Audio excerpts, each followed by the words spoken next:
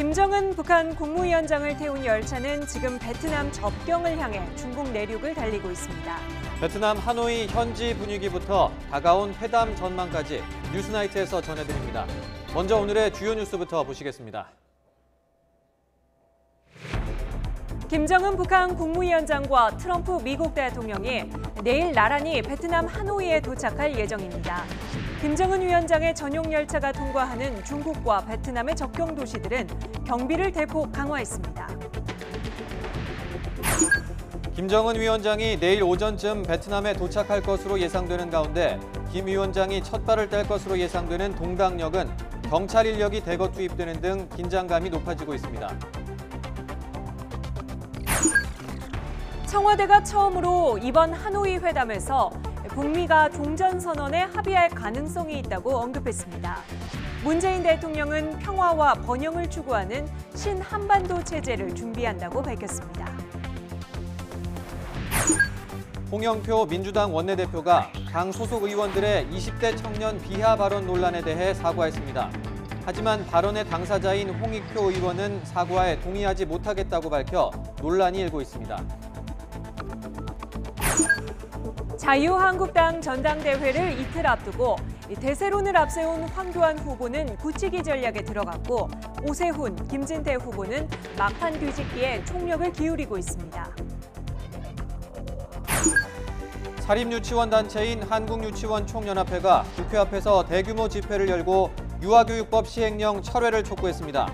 정부는 에듀파인 도입 등 유아교육 공공성 강화를 예정대로 추진한다는 입장입니다. 유착 의혹을 받는 강남의 클럽 버닝썬 사건과 관련해 경찰이 클럽 대표를 소환 조사하고 유착 의혹과 연관된 사람들의 계좌와 통신 기록 등을 확보해 분석하고 있습니다.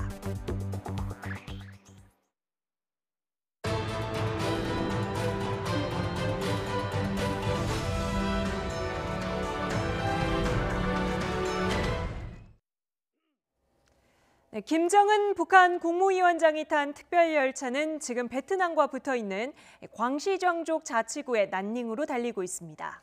그제 중국 영토로 들어와서 오늘 중국 내륙 지역인 후베이성 우한과 후난성 창사를 지나쳐 왔습니다. 네, 베이징 연결해서 자세히 알아봅니다. 박희천 특파원. 네, 베이징입니다. 네, 김정은 위원장의 전용 열차 지금쯤 어디를 지나고 있을까요?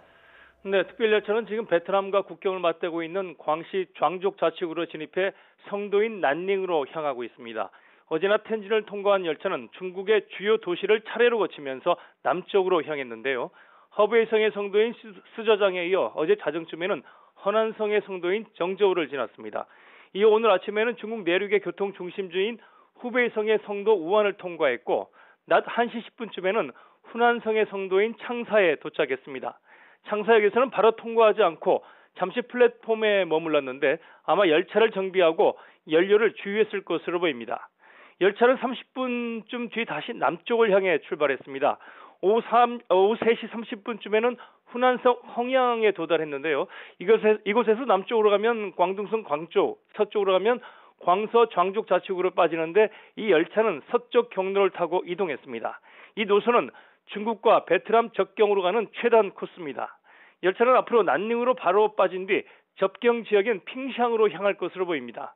현재 난닝 시내에서 보안 검색이 강화되고 있고 김 위원장의 열차가 오늘 밤 도착한다는 소문이 돌고 있는 것으로 전해졌습니다.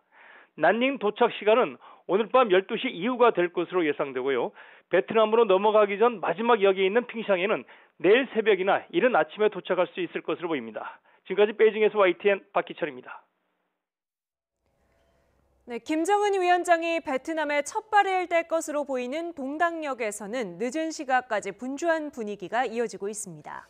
김 위원장의 도착 시각이 가까워질수록 이 막바지 준비가 진행되고 있고 경비 역시 삼엄해지고 있다고 합니다. 네, 베트남 랑선성 동당역에 나가 있는 취재기자 연결합니다. 백종규 기자. 네, 베트남 동당역에 나와 있습니다. 네, 그곳은 지금 김 위원장 맞을 준비 작업을 하느라 분주하다고요? 네, 그렇습니다. 해가 지고 시간이 늦었지만 지금 이곳 상황은 분주한 분위기가 계속 이어지고 있습니다. 경찰과 공안들이 역사 주변을 곳곳을 살피면서 안전 상황들을 점검하는 모습도 확인할 수 있고요. 그리고 아직 설치되지 않은 시설물들도 설치하는 작업도 진행이 되고 있습니다. 오늘 오후에는 김 위원장이 방문했을 때를 대비해서 방문 행사 리허설도 진행이 됐습니다. 경찰, 특별경찰, 그러니까 우리나라로 치면 기동대 100여 명이 역사 안으로 들어가서 경비 경계를 진행을 하고요. 군악대와 주요 인사들이 행사장 안으로 들어가서 행사를 미리 진행해 봤습니다. 역 앞에서는 카펫이 깔리고 실제로 김 위원장의 방문 때와 마찬가지로 사열도 이뤄졌습니다. 베트남 당국 인사 일부도 직접 현장을 찾아서 행사에 참여하기도 했습니다. 당시 주변에는 장갑차와 경호차량도 배치됐습니다. 이곳에서는 오늘 하루 종일 손님 맞을 준비가 진행이 됐는데요. 내부에는 김 위원장을 위해서 레드카펫도 깔렸고요. 보안 검색대도 설치가 됐습니다. 또 화려한 꽃들을 역 주변에 배치하는 모습도 볼 수 있었습니다. 지금은 취재진뿐만 아니라 일반인들도 역 안으로 들어갈 수가 없는 상황입니다. 경찰과 군의 경비도 강화됐습니다. 역 앞에는 공안과 군인들이 출입을 통제하고 있습니다. 또 정문 입구 외의 출입구도 모두 막았습니다. 동당역 인근 도로도 일부 통제됐는데요. 역 인근 주요 도로 출입구에서 총을 든 군인들이 일반 차량 통행을 통제하고 있습니다. 현지 학생들은 학교에서 현지 시각 내일 오전 6시 반까지 역으로 집결하라는 통보를 받았다, 이런 이야기를 하고 있습니다. 이런 상황으로 볼 때 김 위원장은 이곳에 현지 시각 7시에서 9시 사이에 도착하지 않을까, 이런 관측이 나오고 있습니다. 네, 김 위원장이 동당역에 도착하면 이후엔 하노이까지 차량을 타고 이동하는 방법이 유력한데요. 하노이로 향하는 일본 국도 인근도 경비가 삼엄해졌다고요? 네, 그렇습니다. 오늘 새벽에 하노이를 떠나서 이곳 동당역으로 향했습니다. 김 위원장이 베트남을 찾으면은 하노이로 이동하는 경로 그대로 저희가 이동을 했는데요. 일단 가장 먼저 눈에 띄는 것이 길가 주변에 국기들이, 깨끗한 국기들, 새로 단 국기들이 달려있는 모습도 볼 수 있었습니다. 현지인들은 국경일에만 국기가 달리는데 이런 경우는 보기 드물다, 이렇게 이야기를 하기도 했는데요. 또 곳곳을 정비하는 모습도 역시 보이기도 했습니다. 지저분한 쓰레기와 도로 인근에 있는 나무들을 정리하고요. 상점들은 간판을 정비하고 실외 테이블을 정리하느라 분주했습니다. 미리 문을 닫은 상점도 쉽게 찾아볼 수가 있었습니다. 또 인근 도로 역시 경비가 삼엄해졌습니다. 공안과 경찰들은 도로에서 지뢰 탐지 작업도 벌였습니다. 금속 탐지기를 들고 이곳저곳을 오가며 만일의 상황에 대비하는 모습이었습니다. 김 위원장이 이곳 동당역에서 하노이까지 차량을 타고 이동하는 것이 확실해 보이는데요. 현지 주민들은 당국에서 오늘 오후 2시부터 내일 종일 도로를 통제하고 가게 문을 열지 말라고 통보했다고 밝혔습니다. 김 위원장이 이동할 것으로 보이는 이 시간에는 자전거를 포함한 모든 이동수단 도로 접근이 통제가 됩니다.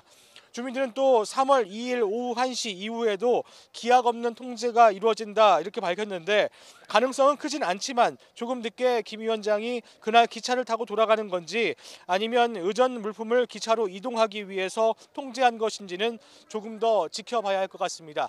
지금까지 베트남 동당역에서 YTN 백종규입니다. 김정은 북한 국무위원장은 전용기 대신 열차를 선택하면서 집권 이후 가장 오랜 기간 국외에 머물 것으로 보입니다. 전문가들은 김 위원장이 그만큼 체제 안정에 자신감을 갖고 있는 것으로 보인다고 분석했습니다. 김영수 기자의 보도입니다. 베트남으로 향한 김정은 북한 국무위원장은 전용기인 참매 1호가 아니라 전용 열차에 올랐습니다. 하루만으로도 왕복이 충분한 하늘길 대신 6일 가까운 기간이 걸리는 육로 방문을 택한 겁니다. 경의하는 최고領導자 동지께서 타신 전용 열차는 당과 정부, 무력기관 간부들의 뜨거운 발효음을 받으며 23일 오후 평양역을 출발했습니다. 베트남에서 다음 달 초 출발할 경우 길게는 열흘 가까이 국외에 체류한다는 계산이 나옵니다. 이런 가운데 돌아오는 길에 시진핑 주석을 만나 2차 북미 정상회담 결과를 설명할 것이라는 관측도 나오고 있습니다.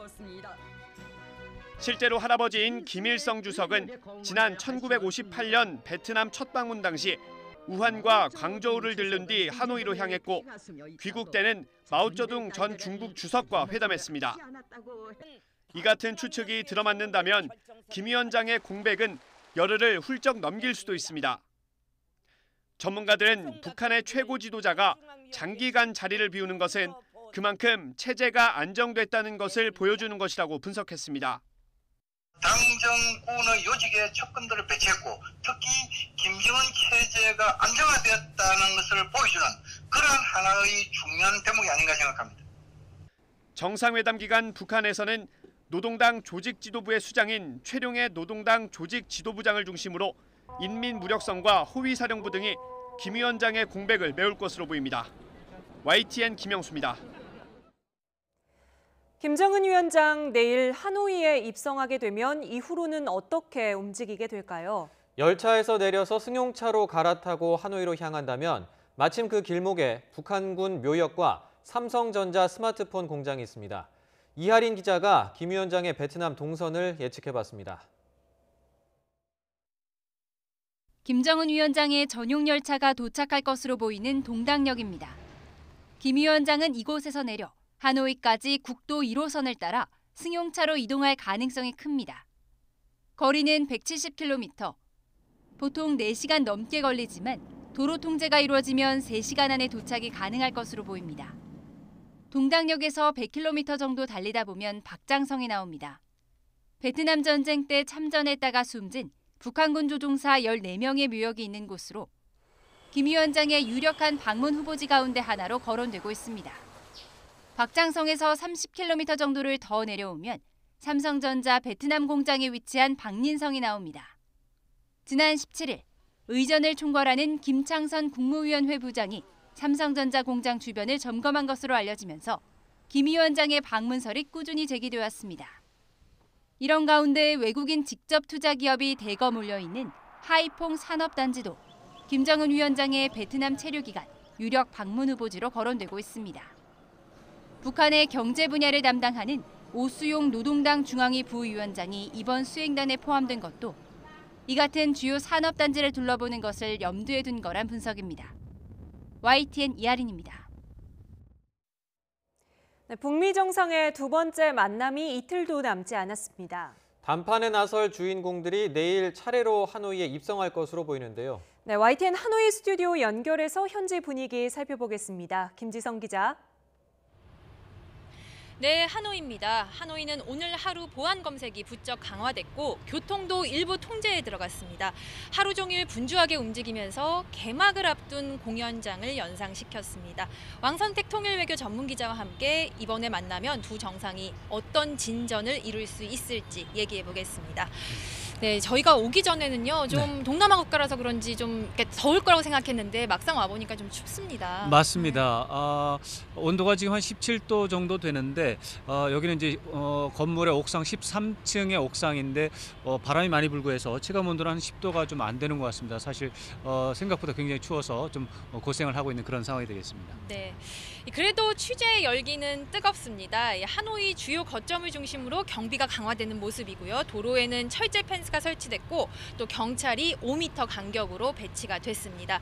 베트남 정부는 이번 회담에서 베트남이라는 말이 울려 퍼지도록 최선을 다하겠다고 했는데 정말 그런 것 같습니다. 이 1차 회담 당시 싱가포르는 용병까지 고용을 하면서 133억 원을 썼습니다. 경찰 국가로 이름난 싱가포르와 비교하면 이번 베트남의 준비 상황 어떤가요? 아무래도 싱가포르와 비교를 하면은 약간 좀 부족한 게 눈에 보이는 게 사실입니다. 싱가포르는 전 세계적으로 각국 정상이 참석하는 국제회의를 가장 많이 또 가장 잘 경험한 그런 나라이기 때문에 좀 차이가 좀 있고요. 그런 와중에 하노이의 입장에서는 준비할 시간이 턱없이 부족했습니다. 하노이가 북미 정상회담의 장소로 지정된 것이 지난 6월 9일이기 때문에 16일밖에 안 됐습니다. 그래서 좀 어려움을 겪고 있고요. 그렇지만 현재 굉장히 빠른 속도로 준비를 하고 있기 때문에 북미 정상회담을 진행하는 데는 아무런 무리가 없을 것을 기대하고 있고 특히 이제 베트남 정부 하노이시 당국의 이제 그 말씀하신 것처럼 굉장히 이번에 베트남을 좀 홍보를 하려고 노력을 하고 있는데, 유엔으로부터 하노이시가 평화의 도시로 선정된 것이 20년 전입니다. 그래서 도시 자체가 20년을 기념하기 위해서 좀 굉장히 거시적으로 이제 노력을 하고 있거든요. 네. 그런 것과 맞물려서 이번 북미 정상회담을 굉장히 하노이의 위상을 높이는데 최대한 활용하려는 그런 모습을 보이고 있습니다. 네. 이 두 정상이 내일 하노이에 오면 사실상 2박 3일을 함께 하게 됩니다. 어떤 일정을 소화하고 또 어떤 몇 번이나 만날지 관심이 갑니다. 공연을 함께 볼 수 있다는 관측이 나옵니다. 일반적인 국가관계에서 정상들이 흔히 하는 소프트 외교 방식, 친선 외교인데요. 적대 관계를 끝내자는 의미가 될 수 있습니다. 실제로 이곳 하노이에 있는 오페라 하우스에서는 분주한 움직임이 감지가 됐습니다. 이 만찬을 겸한 공연 관람 가능성은 얼마나 될까요? 지금 이제 북한과 미국은 적대 관계를 이제 평화 공존 관계 또는 더 나아가서 이제 우호 관계로 변경시키기 위한 노력을 하고 있는데, 공연 관람을 지금 상태에서 하는 것은 어쩌면 어려울 수가 있습니다. 네. 다만 27일, 그러니까 내일 모레 27일 저녁에 이제 첫날이게 되겠죠. 27일, 28일 중에서 첫날 저녁에 만찬을 베트남 정부 당국이 주최를 한다면 네. 자연스럽게 만찬에 공연이 끼어 들어가서 볼 수 있는 그런 상황은 예측해 볼 수 있습니다만, 베트남 정부 당국이 끼지 않은 상태에서 북한과 미국의 양자만의 만찬이라면 공연까지 개입하기에는 양측의 신뢰관계 여전히 약한 부분이 많다, 이렇게 봐야 되겠습니다. 네. 그리고요, 형식보다 중요한 건 내용입니다. 트럼프 대통령이 출발 전에 두 가지 메시지를 던졌습니다. 그중 하나가 좀 우려가 됩니다. 실험이 없는 한 행복하다고 했습니다. 역시 핵을 가지고 이때 사용하지 않는 핵 동결에서 멈추는 것이 아닌가 하는 이런 우려가 나옵니다. 이번 회담에는 실질적인 비핵화 조치가 반드시 담겨야 한다는 목소리가 나오는 이유입니다. 이번 회담 성공 기준 뭘까요? 그것이 지금까지 이제 한 달 정도 이제 서울에서 계속해서 논의가 되어 왔던 스몰 딜, 빅 딜 또는 미디엄 딜, 이런 논란과 연장선상에 있습니다. 그런데 이제 트럼프 대통령이 지난번에 이제 2월 15일 날 멕시코 장벽 예산과 관련한 기자회견을 하다가 그 실험만 하지 않으면 된다라는 이제 취지로 말을 한 것으로 알려져가지고 네. 이제 스몰들 얘기가 다시 한번 부상을 하고 있는데, 사실은 트럼프 대통령은 그 말, 이번에도 그렇고 그 말을 하긴 했지만 그 앞뒤의 말을 보면 비핵화에 대해서 상당한 성과가 있을 것이라고 하는 기대감을 계속해서 말을 하면서 이 말을 하고 있고요. 이 말을 할 때마다 꼭 덧붙이는 말이 서두르지 않는다라는 말을 덧붙이고 있습니다.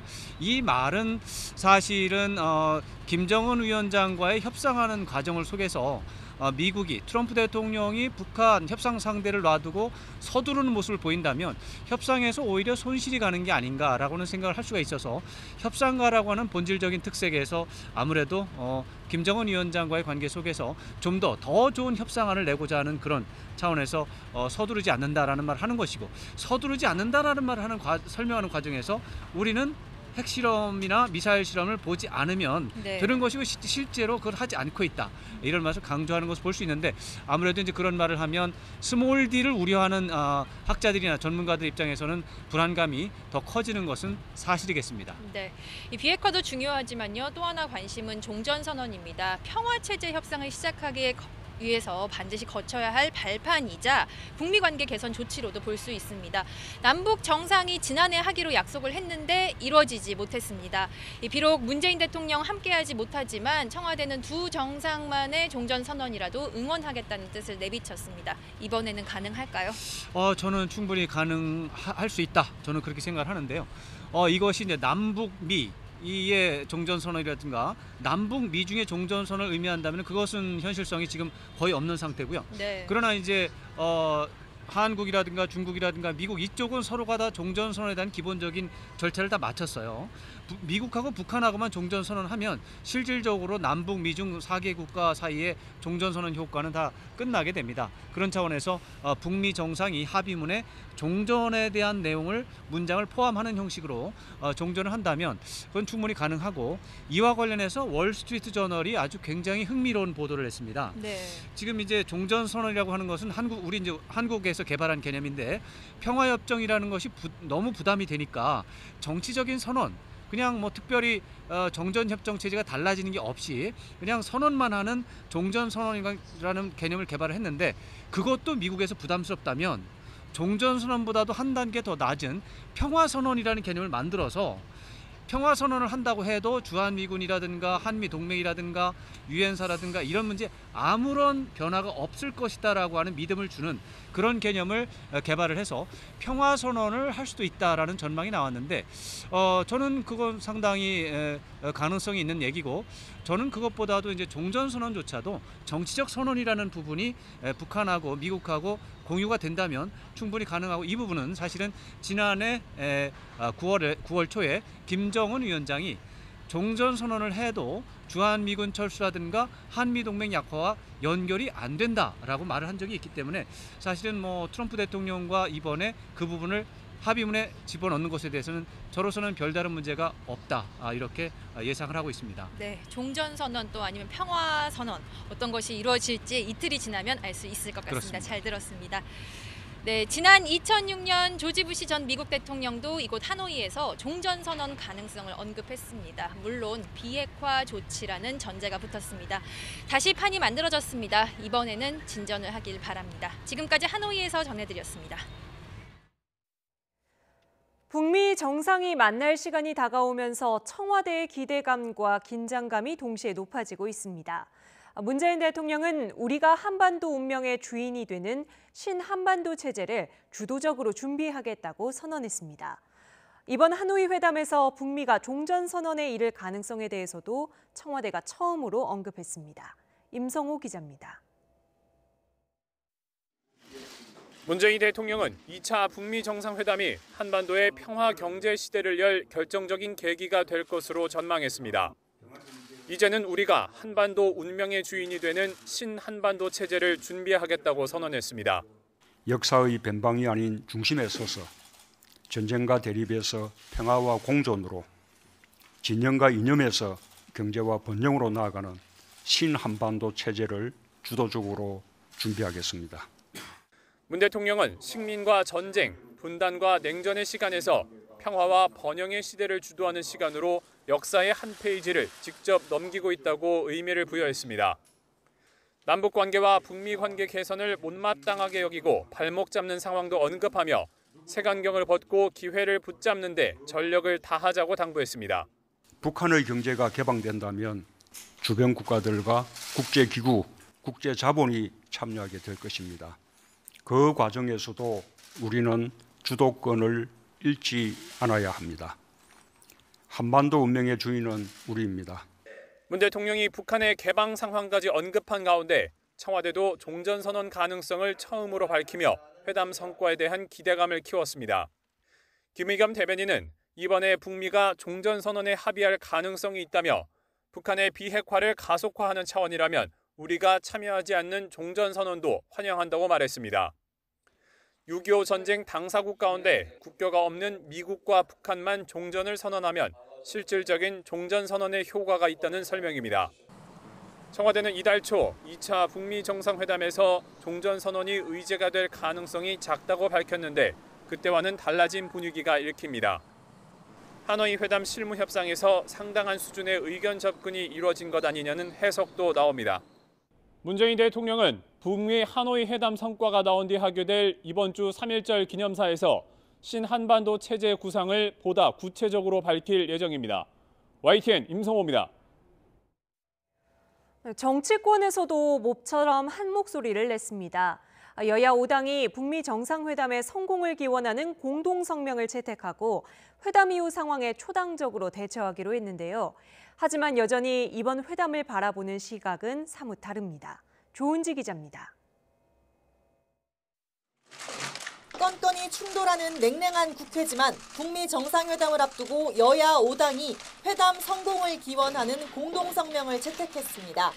문희상 국회의장 주재로 둘러앉은 원내대표들은 북한의 완전한 비핵화와 한반도의 항구적인 평화 정착에 새 이정표를 세우길 희망한다고 뜻을 모았습니다.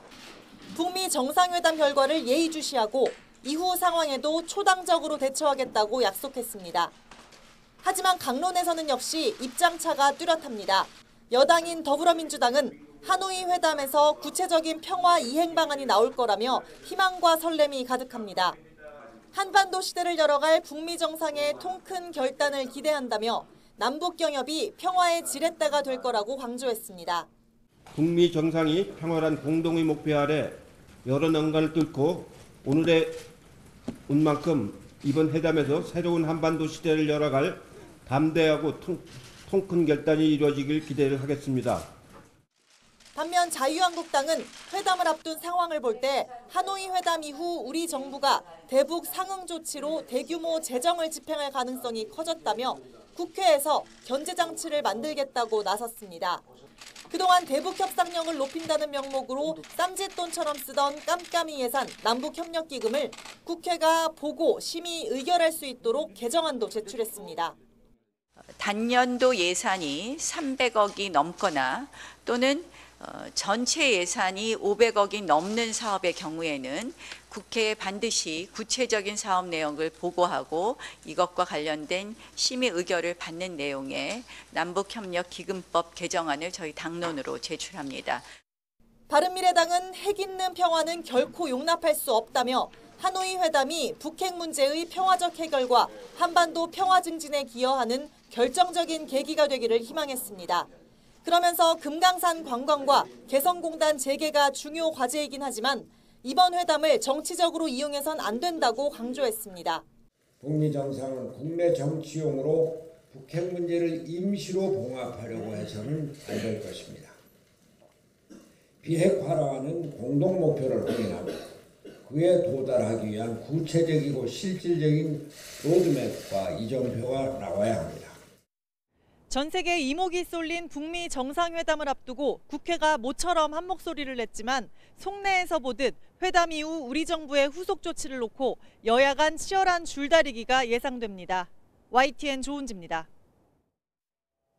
북미 정상회담 관련 소식들 전해드렸는데요. 자유한국당 지도부를 뽑는 전당대회 역시 이틀 앞으로 다가왔습니다. 황교안 후보는 5.18 유공자 명단 공개를 주장하며 지지층 결집에 나섰고 오세훈, 김진태 후보는 막판 역전을 노리며 총력을 다하는 모습입니다.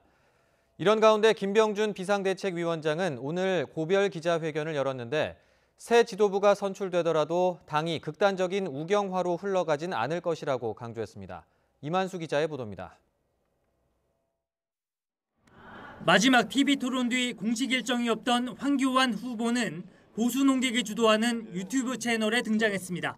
5.18은 민주화 운동으로 역사적 평가가 끝났다면서도 실제로 기여하지 않은 분들이 유공자로 선정돼 있다는 지적이 있는 만큼 유공자를 공개해 논란을 잠재워야 한다고 밝혔습니다.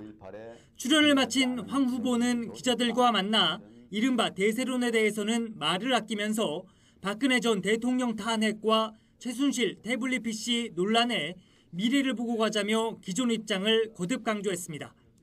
2년 된 논쟁이거든요. 많은 얘기들이 있었어요. 같은 얘기 자꾸 반복하는 거죠. 그래서 저는 이제는 좀 미래에 관한 이야기를 하고 싶다. 일부 여론조사에서 만만치 않은 여론의 호감을 받는 것으로 나타난 오세훈 후보는 이틀 동안 진행되는 국민 여론조사와 대의원 투표에 기대를 겁니다. 8,000명을 상대로 1대1로 다가서는 동시에 대의원 하나하나 문을 두드리며 총선과 대선까지 멀리 보자고 호소합니다. 아마 총선이 다가올수록 그때 오세훈을 대표로 선택을 했었다면 지금 조금 더 표심을 중도 쪽의 표심을 얻어오는데 도움이 될 텐데. 연설회와 토론회를 통해 적어도 2위권은 자신하고 있는 김진태 후보는 물밑에서 당내 우파 세력 결집에 힘을 모으고 있습니다. 황교안, 오세훈 후보 등 잠재적 대권 주자들의 전당대회 출마를 공개적으로 반대했던 김병준 비상대책위원장은 당의 극우화 논란을 거듭 경계했습니다. 야유도 있을 수 있고 그다음에 욕도 있을 수 있는데요. 그게 절대로 이 당의 주류가 될 수 없다는 그 자신감이 저한테 있는 겁니다. 자유한국당 당권 주자들은 보수 통합과 총선 승리라는 복잡한 숙제를 동시에 노리고 있습니다. 보수가 대안이 될 수 있다는 저력을 보여준다면 대권으로 가는 길이 열리겠지만 어느 하나 성과를 보이지 못하면 제1야당 수장이 되더라도 상처만 남을 수밖에 없을 것으로 보입니다. YTN 이만수입니다. 20대 지지율이 떨어지는 건 보수 정권의 교육 탓이라는 발언과 관련해 비난 여론이 커지자 더불어민주당 지도부가 서둘러 사과했습니다.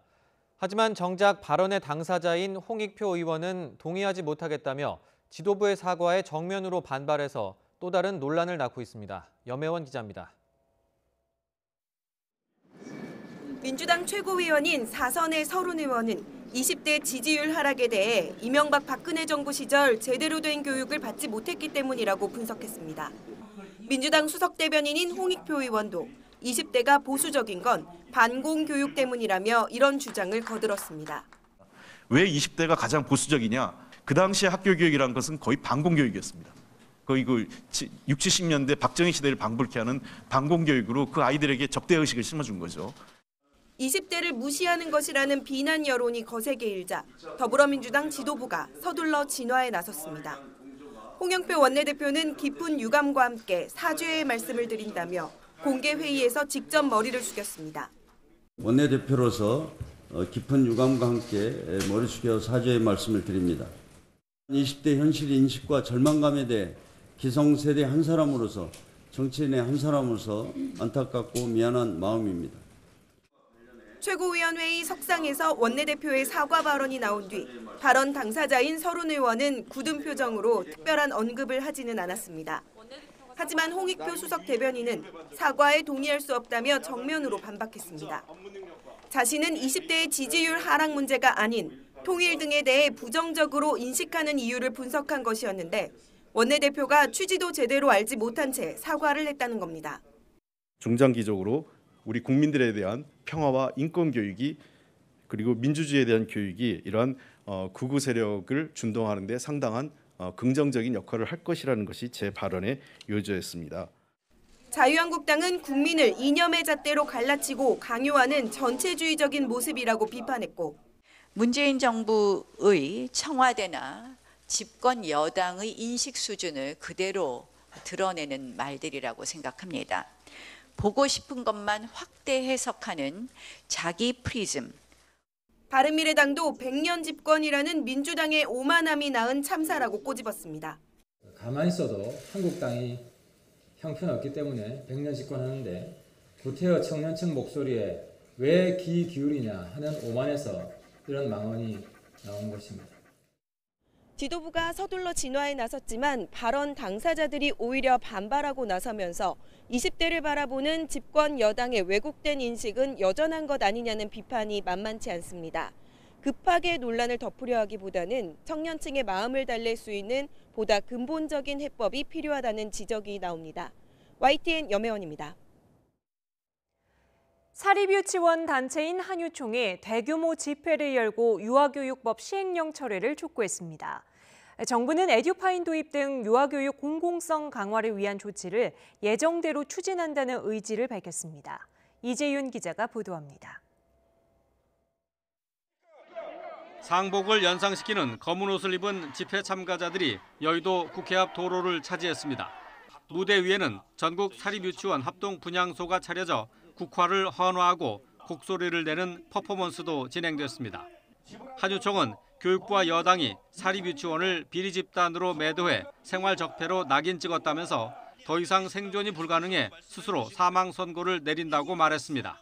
이미 교육자로서 우리 마음과 영혼은 죽었습니다. 이런 우리에게 더 이상 교육을 강요한들 정상적인 교육이 되겠습니까?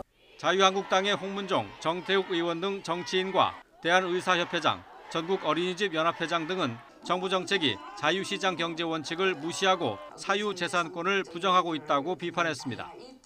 개학을 앞둔 학부모들은 사립유치원이 집단 휴폐원에 나서지 않을까 걱정입니다.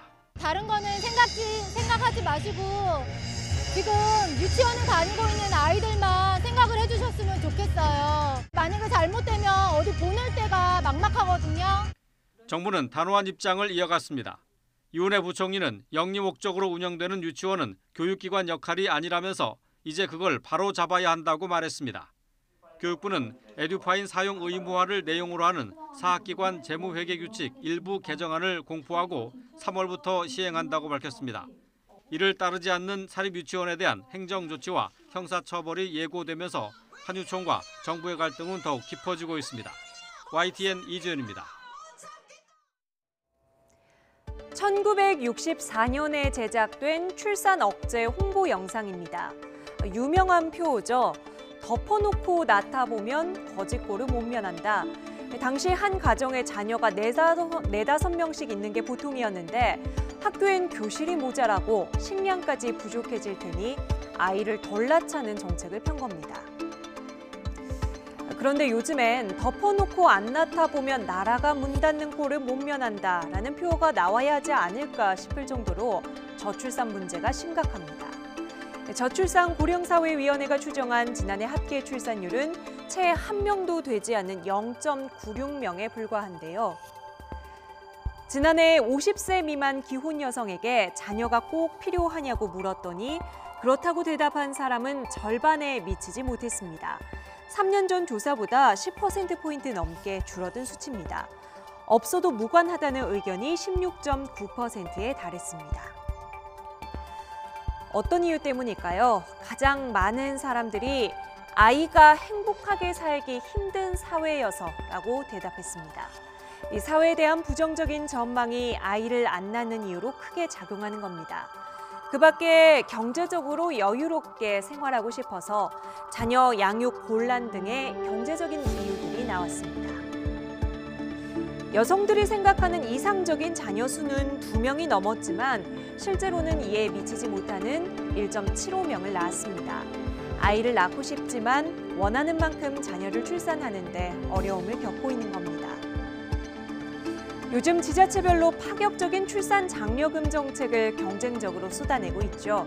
하지만 아이 키우는데 경제적인 부담이 크고 희망이 없어 보이는 우리 사회의 구조적인 문제가 해결되지 않는 한 일시적인 현금 지원은 밑 빠진 독에 물 붓기가 될 수밖에 없을 겁니다.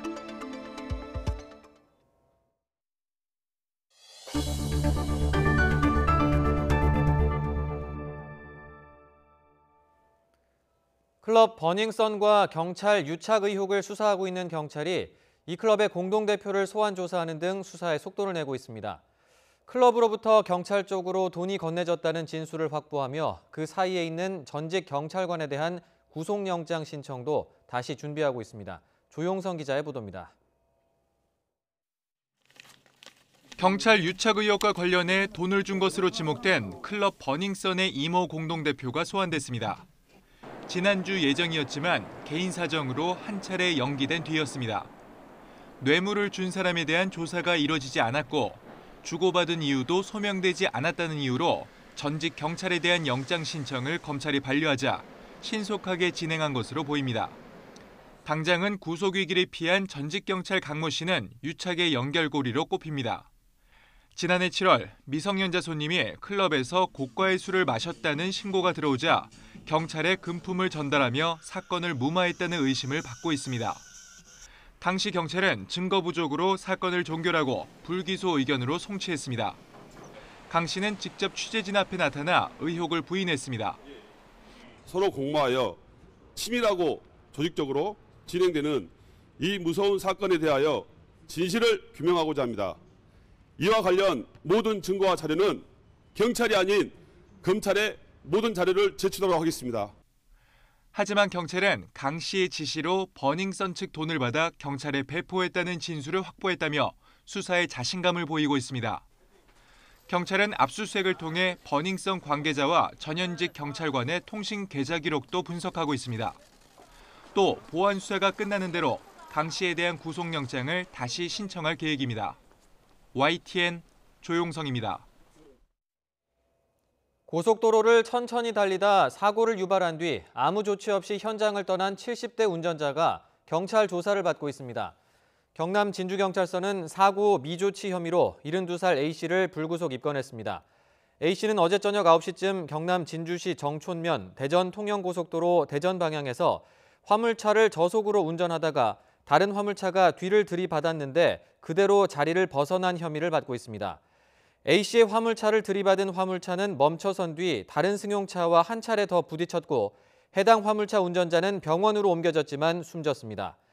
경찰은 A씨가 고속도로 규정 속도인 50km 이하로 운전했는지 여부도 조사하고 있는 가운데 A씨는 추돌 사고가 났는지 몰랐다고 진술한 것으로 알려졌습니다. 유명 인터넷 카페에 올라온 이른바 후기글 참고한 경험 한 번쯤 있으실 겁니다. 먼저 경험해본 사람의 말이 도움이 될까 싶어서 찾아본 건데 실제로 겪어보면 많이 달라서 이게 돈 받고 작성된 허위 광고가 아닌가 의심이 들기도 하죠. 터무니없는 의심이 아니었습니다. 가짜 계정을 사용해서 허위 게시물 2만 건을 올린 광고 업체가 경찰에 적발됐습니다. 김우준 기자의 보도입니다. 서울 성수동 한 광고업체 사무실에 경찰 수사관들이 들이닥칩니다. 좁은 사무실을 빼곡히 채운 컴퓨터 모니터엔 포털 사이트에 이름난 맘카페들이 떠 있습니다. 80명의 직원들이 8대가 넘는 컴퓨터를 이용해 회원을 가장해 가짜 후기를 올린 겁니다. 실제 이들이 작성한 글을 보면 급하게 치과 치료가 필요한 환자처럼 카페 회원들에게 주변 치과를 문의합니다. 다른 회원이 단 댓글엔 유독 한 병원을 노골적으로 추천하는데 생생한 후기처럼 보이지만 사실은 자문자답한 광고들입니다. 이렇게 돈을 받고 작성된 가짜 후기는 병원뿐 아니라 유치원, 학원, 한의원 등 다양합니다. 실제 자기가 소비자가 된 것처럼 이렇게 조작을 해야 되기 때문에 게시글은 매일 올리지 않고요. 댓글 작업 같은 경우에는 매일 한 걸로 알고 있습니다. 또 그렇게 시켰고요. 경찰에 적발된 세 업체는 3년간 유명 맘카페를 중심으로 2만 6천 건에 달하는 허위 게시글을 올려 69억 원을 챙겼습니다. 이들이 가짜 광고글을 위해 불법 도용한 포털 아이디는 800여 개, SNS를 통해 개당 3,000원에서 6,000원을 주고 구매한 겁니다. 경찰은 이모 씨 등 광고업체 직원 9명과 허위 광고를 의뢰한 병원장 40살 임모 씨 등 모두 26명을 정보통신망법 위반 등 혐의로 불구속 입건했습니다. 시나리오대로 글을 올릴까요? 해서 광고주가 오케이 하고 하면 그때 글을 올리는 겁니다. 경찰은 이들 광고업체에 포털 계정을 수집해 팔아넘긴 아이디 불법 도매상 업체들에 대해서도 수사를 확대하고 있습니다. YTN 김우준입니다. 아침 출근길 괜찮으셨나요? 짙은 안개에 중국에서 넘어온 스모그가 뒤엉키면서 시야도 호흡도 답답했습니다. 초미세먼지 상황은 내일 조금 나아지겠지만 당분간은 이렇게 안개와 스모그 공습이 잦을 것으로 보입니다. 정혜윤 기자의 보도입니다.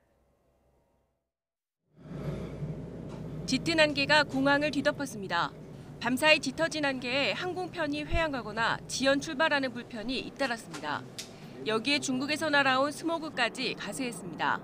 초미세먼지 농도가 80마이크로그램까지 치솟으며 수도권과 충청, 전북에는 초미세먼지 주의보가 발령됐습니다. 입자가 작아 건강에 더 위협적인 초미세먼지가 기승을 부리면서 시민들은 야외 활동이 불안하기만 합니다. 날씨가 푸근해서 가볍게 운동하러 나왔는데 날씨가 보니까 미세먼지가 많다고 들어서 좀 많이 걱정이 돼요. 초미세먼지는 내일 농도가 조금 옅어지겠지만 쉽게 해소되지는 않겠습니다.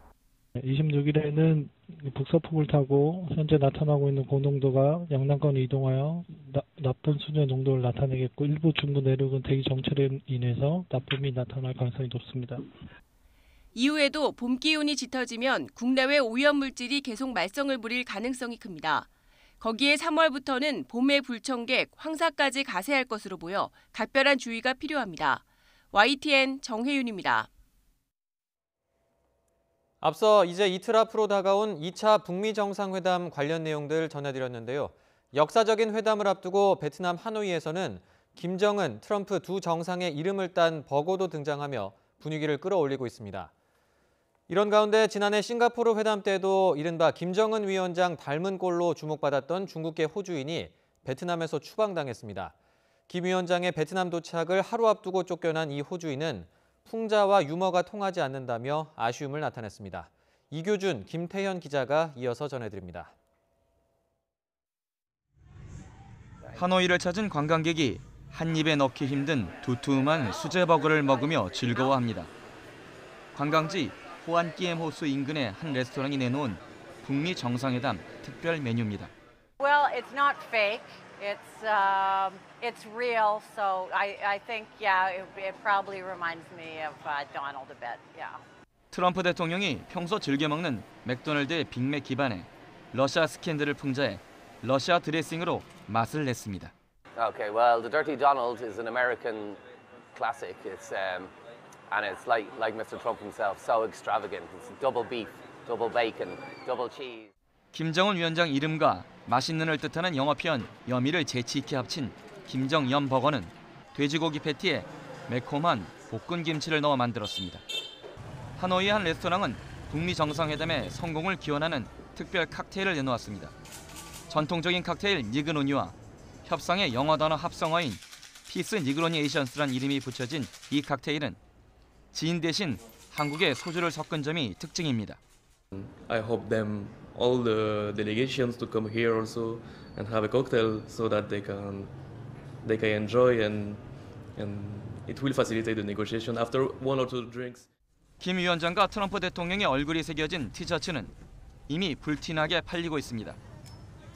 두 정상의 얼굴과 함께 그려진 평화라는 큼직한 글자가 눈길을 끕니다. I'd certainly wear that T-shirt because I think hopefully we can move the world forward in a positive way. 역사적인 회담을 앞두고 하노이에서 관련 상품이 잇따라 출시되는 등 정상회담 마케팅도 후끈 달아오르고 있습니다. YTN 이교준입니다. 며칠 전 베트남 하노이에 가짜 김정은 위원장과 트럼프 대통령이 깜짝 등장했습니다. 두 닮은 꼴 배우는 이번 정상회담장으로 거론되는 메트로폴 호텔과 오페라 하우스에 나타나 촬영 포즈를 취하고 인터뷰에 응하며 화제를 뿌렸습니다. 베트남 당국은 즉각 두 사람을 조사하고 대외 활동 자제를 요구한 데 이어 가짜 김정은으로 분장한 중국계 호주인 하워드 X를 거주지인 홍콩으로 추방했습니다. 비자상의 문제를 이유로 북미 정상의 도착을 하루 앞두고 이뤄진 조치입니다. 가짜 트럼프로 분장한 캐나다인 러셀 화이트는 대중 앞에서 활동하지 않는다는 조건으로 체류가 허용됐습니다. 홍콩에서 태어나 호주에서 자란 하워드 X는 2012년쯤부터 김정은 위원장을 흉내내는 배우로 등장했습니다.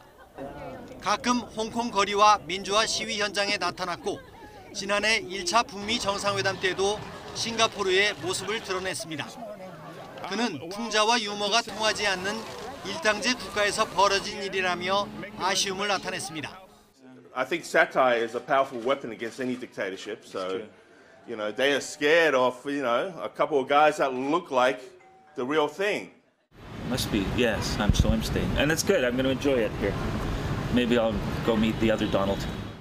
북미 정상회담의 분위기를 달궜던 닮은 꼴 정상의 활동은 베트남 당국의 조치로 제동이 걸리게 됐습니다. YTN 김태현입니다. 제주지방경찰청은 의붓아들을 학대해 뇌손상 등으로 숨지게 한 혐의로 계모 33살 A씨를 구속했습니다.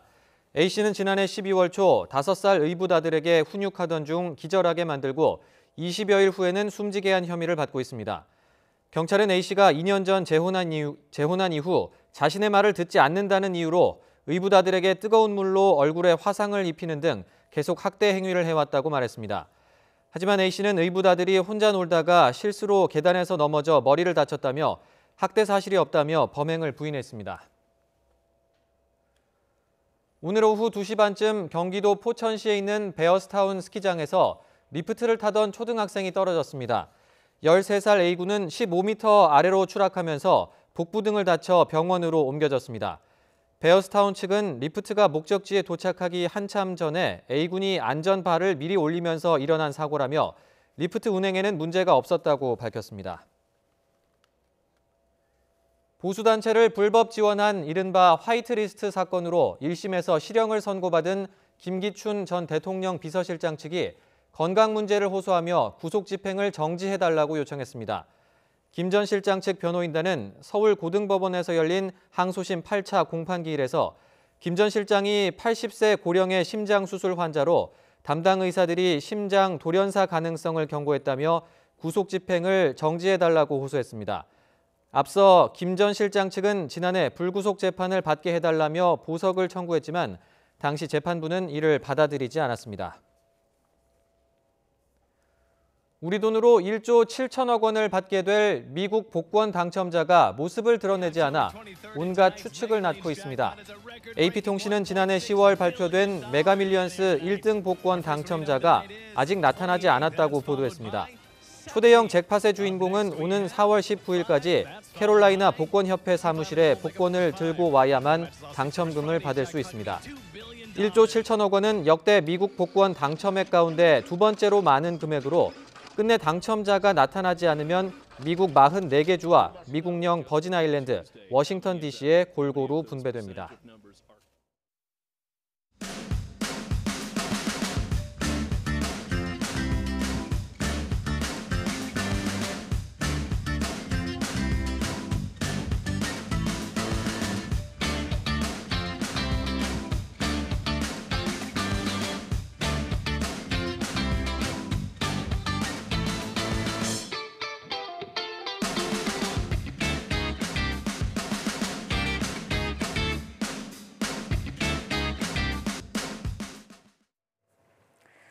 뉴스나이트가 전해드리는 생활의 팁 알아요 시간입니다. 앞으로 은행 한 곳에 애플리케이션만 설치를 해도 모든 계좌의 업무를 볼 수 있게 됩니다. 금융위원회가 은행권과 모든 핀테크 결제 사업자가 이용할 수 있는 공동 결제 시스템을 올해 안에 만들기로 했기 때문인데요. 삼성페이와 네이버페이 등 간편 결제 플랫폼에 후불 결제와 교통카드 기능을 탑재하고 충전 한도도 현재 200만 원에서 500만 원까지 확대하는 방안이 추진됩니다. 현재 고등학교에서 시행하고 있는 교육비 신용카드 결제가 다음 달부터는 초등학교와 중학교로 확대됩니다. 지금까지 초등학교와 중학교에서는 지정된 은행 계좌를 통해서만 교육비를 내야 해 불편이 컸는데 이런 점이 개선된 겁니다. 학부모가 신용카드 회사에 직접 신청을 하면 되고요. BC카드, 또 KB국민카드, NH농협카드, 신한카드 등 4개 회사만 해당이 됩니다. 참고하시기 바랍니다. 아프리카 돼지 열병 ASF가 세계적으로 점차 확산하고 있습니다. 정부가 이런 추세를 반영해 중국, 러시아 등 ASF 발생 국가를 방문한 뒤 돌아올 때는 소시지 등 존육 제품을 가져오지 말라고 당부를 했고 인터넷을 통해서도 직접 구매하지 말아달라고 요청을 했습니다. 해외여행을 마치고 입국하실 때 꼭 주의하시기 바랍니다. 맑은 하늘 보기가 어려운 날이 계속되고 있는데요. 다음 달 초미세먼지가 정점을 찍을 것으로 보입니다. 국립환경과학원은 지난해 서울의 월 평균 초미세먼지 농도를 보면 3월이 1년 중에 가장 높은 것으로 나타났다면서 올해도 3월이 정점이 될 것으로 전망을 했습니다. 외출하실 때 마스크 꼭 끼셔야겠죠? 부산시가 소상공인의 판로 개척을 돕기 위해 온라인 마케팅 비용을 직접 지원해준다고 합니다. 지역 소상공인 업체 가운데 300개 업체를 선정해서 업체당 30만 원 현금으로 지급을 하게 되는데요. 지원 대상은 부산시의 거주지와 사업장을 두고 있고 올해 온라인 마케팅 활동 비용을 30만 원 이상 쓴 소상공인입니다. 자세한 내용은 부산시 소상공인 희망센터 홈페이지에서 확인하시면 됩니다. 대구시가 취업 준비생들의 경제적 부담을 줄여주기 위해 면접 정장을 무료로 빌려주는 희망 옷장 사업을 진행합니다. 희망 옷장 홈페이지에 대여를 신청한 뒤 예약 일자와 시간에 맞춰서 한국패션센터 1층에 가면 된다고 합니다. 대여 기간은 3박 4일이고요. 반납하실 때 세탁비 5,000원 내시는 거 잊지 마시기 바랍니다. 지금까지 알아요였습니다.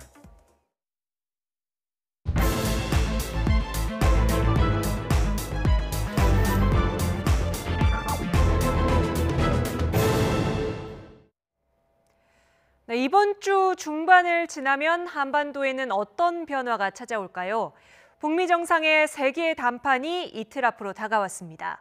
김정은 위원장이 탄 특별 열차 쉼없이 베트남을 향해 달리고 있는데요. 양국 정상의 베트남 일정, 회담 전망, 그리고 우리 정치권 소식까지 함께 짚어보죠.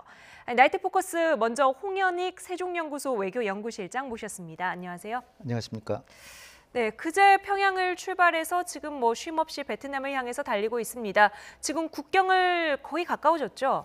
네, 베트남 거의 국경 지역 근방에 갔는데 내일 새벽 1시, 2시에 베트남 쪽으로 이제 들어간다라고 그러고요. 네. 거기서 아마도 추측컨대 기차에서 내려서 승용차로 하노이 쪽으로 이제 이동하지 않을까. 그러니까 베트남에서는 기차를 안 타고 승용차로 가지 않을까 이게 예상이고요. 네. 경로를 쭉 보면은 이 신의주에서 단둥으로 넘어가서 선양까지 간 다음에 선양에서 거의 하노이까지 일직선으로 줄을 건다 하면 그 선을 따라서 그냥 내려가고 있습니다. 네네네. 생각해 보면은 텐진 근처에 베이징이 있기 때문에 네. 베이징에 잠깐 들려서 시 주석을 만날 수도 있었는데 그냥 내려갔고, 그다음에 그 중국의 남부의 광저우라고 아주 대도시, 예. 여기가 이제 개혁 개방의 상징인데 거기 한번 들러볼 만도 한데 거기 쳐다보지도 않고 그냥 쭉 베트남 쪽으로 그냥 내려가고 있습니다. 네. 그래서 내일 베트남으로 들어가서 내일 오전 말쯤에 아마 하노이에 도착하지 않을까 이렇게 예상이 됩니다. 네, 예상했던 텐진이라든지 광저우를 들리지 않고 쭉 내려간 이유는 뭘까요? 그러니까 아무래도 지금 트럼프 대통령 만나는 게 주 임무이기 때문에 네. 그리고 시진핑 주석도 1월 초에 만났기 때문에 당장에 지금 또 만나면 너무 중국에 이제 네. 그 밀접한 관계를 너무 과시하는 셈이고, 제가 볼 때는 돌아갈 때 시 주석을 만나지 않을까 이렇게 생각이 됩니다. 그래서 베이징 남쪽으로 계속 갔고, 이렇게 기차가 계속 내려가는 게 지금 사실 중국이 설 휴가가 아직 안 끝났대요. 네, 설 연휴가 한 달 동안 막 쉰다 그러더라고요. 예. 그래서 중국식 그 KTX 고속철 막 운행을 중단하고 이렇게 가는데 이게 중국이 베푸는 굉장한 뭐라 그러냐 선물이라 그래요. 네. 그래서 사실은 김정은 위원장도 좀 부담이 되겠지만 이게 중국의 그 확실한 지지를 전 세계에 보여주면서 이제 내려가는 것이나 마찬가지예요. 예. 중국이 어느 세계 지도자한테도 이렇게 중국 대륙을 횡단하고 이렇게 하는 그 호의를 베풀지를 않습니다. 네. 그러니까 이렇게 기차 타고 가는 게 어떻게 보면 좀 딱해 보이기도 하는데 근데 그게 아니라 여러 가지 전략적 계산이 있는 거죠. 네, 조금 더 구체적으로 짚어본다면 저희가 김일성, 그러니까 본인의 할아버지였던 김일성 전 주석의 이거를 따라간다든지 이런 이야기를 했었는데요. 네, 무엇보다도 이제 제일 중요한 게 기차가 제일 안전하거든요. 김정은 위원장이 사실 김정은이 북한에서 유고 상태로 간다면 이건 북한의 장래는 전혀 우리가 예측조차 할 수 없을 정도로 너무나도 중요하잖아요. 민주주의 국가에서 이게 선출직 대통령하고는 좀 다르죠. 그러니까 김정은의 신변은 절대로 이상이 있어서는 안 된다. 그런 게 아마 첫 번째 고려일 것 같고요. 네. 그다음에 두 번째는 말씀드렸다시피 중국의 이 절대적인 지지를 보여주고, 세 번째로는 2박 3일 동안 전 세계의 주목을 끌면서 내려간다는 거죠. 이게 어떻게 보면 전 세계 무대에 찬란하게 또다시 위용을 과시하는 효과. 네. 지금 트럼프 대통령 오는 건 별로 주목하지 않잖아요. 네. 비행기 타고 그냥 금방 오니까. 근데 김정은 위원장은 4시간 거리를 60시간에 걸쳐서 가니까 지금 어디 가나 지금도 저한테 물어보시잖아요. 예. 사실은 중요한 게 아닌데도 이만큼 자기의 동선에 전 세계의 관심을 끌게 하고 그 여세를 몰아서 베트남 방문과 함께, 베트남도 공산주의 국가 자기 네. 친구 나라잖아요. 거기서 트럼프 대통령을 만난다는 게 이게 모든 구도가 김정은 위원장한테 불리한 구도는 아니다. 근데 이걸 과시하는 것이고요. 그리고 이제 할아버지 흉내 내면서 특히 아버지는 김정일은 거의 비행기는 안 타다시피 열차만 탔기 때문에 중국 그 북한의 주민들에게 아버지 할아버지의 향수를 불러일으키는, 그래서 그 어떤 그 정권의 정당성 이걸 보여주고 그러면서 지금 한 열흘 정도를 비우게 돼요. 네. 열흘을 비워도 나는 권력에 아무 지장이 없다는 걸 또 전 세계에 보여주는 겁니다. 이처럼 김정은 위원장의 모종의 자신감의 표현이라고도 볼 수 있고, 그러니까 여러모로 다목적인 포석으로 기차를 타고 내려간다. 중국에서 경유지가 없었던 대신에 베트남 하노이에 도착하는 시간은 그만큼 앞당겨질 텐데 베트남에서 이제 회담 전까지는 여러 가지 일정이 있을 것 같은데 어떤 것들을 우리가 예측해 볼 수 있을까요? 그 국경에서 조금 내려가다 보면 사실 삼성전자 공장도 있는데 이 삼성전자 공장이 정말 대단한 게 베트남의 수출의 4분의 1을 여기서 생산합니다. 네. 스마트폰을 만드는 스마트폰 공장이에요. 만드는 공장인데 삼성전자의 스마트폰의 절반을 저기서 만들어요. 네. 그러니까 김정은 위원장이 사실 삼성전자가 2000년대 초에 그 북한에서 TV를 만들었거든요. 네. 그러니까 만약에 지난번에 그 이재용 회장이 문재인 대통령을 따라서 평양에 갔었잖아요. 그때 베트남에서 상당히 긴장했다고 합니다. 왜냐하면 삼성전자 공장을 북한으로 옮기면 임금도 더 싸고 이 노동력도 베트남 뭐 전혀 딸리지 않고 그러면 삼성전자가 공장을 북한으로 옮기면 큰일 나는 거죠. 베트남은 수출의 4분의 1이 없어지는 거예요. 거기 14만 명의 베트남 근로자가 근무하고 있는데 이 14만 명은 개성공단이 5만 명이라고 보면 2배 이상입니다. 그러니까 저 공장을 내일 내려가다가 하루이로 내려가다가 볼지 아니면 이 트럼프 대통령 만나고 다시 기차 타고 승용차나 기차 타고 올라가면서 그때 가서 볼지 제가 볼 때는 가볼 가능성이 꽤 있다 이렇게 생각이 됩니다. 네, 가는 길에 북한군 묘역을 들릴 가능성도 있다고 하던데요. 이건 뭐 사실 그 베트남과의 관계가 김정남 암살했잖아요. 그때 베트남 여성이 이용을 당했어요. 그러니까 베트남 사람 중에는 이제 북한에 대해서 이렇게 자기 자국민을 갖다가 테러에 악용했으니까 굉장히 북한을 미워하고 관계도 안 좋아졌는데 요번에 이제 이 거의 국빈 방문 수준의 방문을 하면서 양국 관계를 이제 북돋고 그러는데 이게 베트남, 그러니까 북베트남이 미국하고 싸울 때 같은 공산국가니까 비행기 조종사들을 많이 파병을 했습니다. 그래서 이제 사망하고 그런 사람들을 묘소가 있는데 그 묘소의 유해는 다시 북한으로 데려갔지만 거기 이제 기념비 같은 게 있어서 거기를 상징적으로 북한과 베트남은 아주 친밀한 나라라는 걸 다시 한번 과시하기 위해서 이제 가는 것이고 이게 뭐 사실 미국하고 전쟁을 했기 때문에 미국을 좀 트럼프에게 기분이 나쁘게 하는 게 아니냐 그렇게 생각하실 수도 있지만 제가 보기에는 그거보다는 당연히 김정은도 자기 북한의 국가 원수로서 거기 방문하는 게 당연한 거라고 저는 생각이 됩니다. 물론 이제 베트남 방문하면 호지민 동상에 가서 이제 이 참배하고 하는 그런 행사부터 하지만 자국민하고 관계돼. 우리도 문재인 대통령 워싱턴 DC 가시면 6.25 참전 묘소 이런 데 가시거든요. 그러니까 어떻게 보면 전 당연하다 이렇게 생각이 됩니다. 지금 뭐 베트남과의 관계 회복에도 굉장히 공을 들이고 있다는 말씀이신데 국가 주석과도 만납니까? 국가 주석이 지금 라오스하고 캄보디아를 이제 방문한다 그래서 저는 그 베트남 외교장관이 평양을 방문해서 혹시 그 일정을 변경해서 김정은 위원장이 먼저 오면 먼저 이 정상회담 하고 그 이웃 나라 가는 거는 일정을 바꾸나 했더니 그게 아니라 안 바꿨습니다.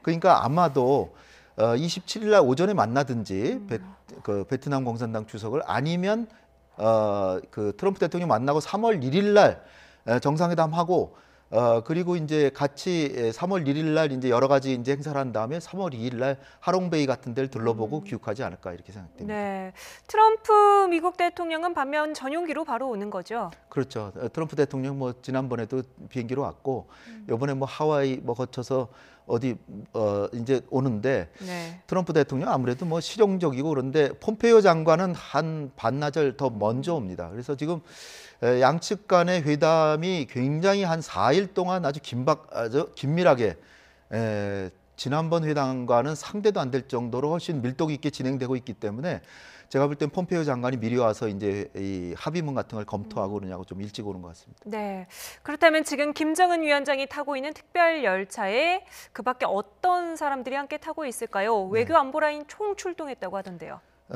최선희가 저 회담하는데 안 하는데 최선희가 지금 같이 오고 있고요. 그다음에 이제 주요한 인물은 역시 그 폼페이오랑 상대자인 김영철 당 부위원장. 그다음에 리수용은 외교 총책입니다. 그 밑에 이제 리용호 외무상이 있고요. 그리고 이제 인민무력상 우리루춘 국방부 장관. 그다음에 여동생 김여정. 그리고 김평의 오수용이 이번에 이제 새로 그 등장한 인물들인데 약간 낯선 이름이에요. 자주 들어보지 못했는데요. 그 당 부위원장이니까 거의 부총리급 이상인 사람들인데 이 사람들은 김평에는 당 간부 인사하는 사람인데 이 베트남 발전상을 보고 좀 참신한 아이디어를 갖고 좋은 인재들 영입해라. 그리고 뭐 연락사무소 설치하는 데 도움이 될지 모른다라는 얘기가 있고요. 그다음에 오수용은 경제부장입니다. 그러니까 이 사람이 경제 계획도 짜고 하는 사람이고 전자산업의 아주 전문가이기 때문에 이번에 아마 광저우를 돌아가는 길에 들리지 않을까 아니면 삼성전자 또는 LG전자를 보면서 이렇게 선진적인 우리 IT 산업을 가꿔야 된다. 김정은이 관심이 굉장히 IT 산업에 많아요.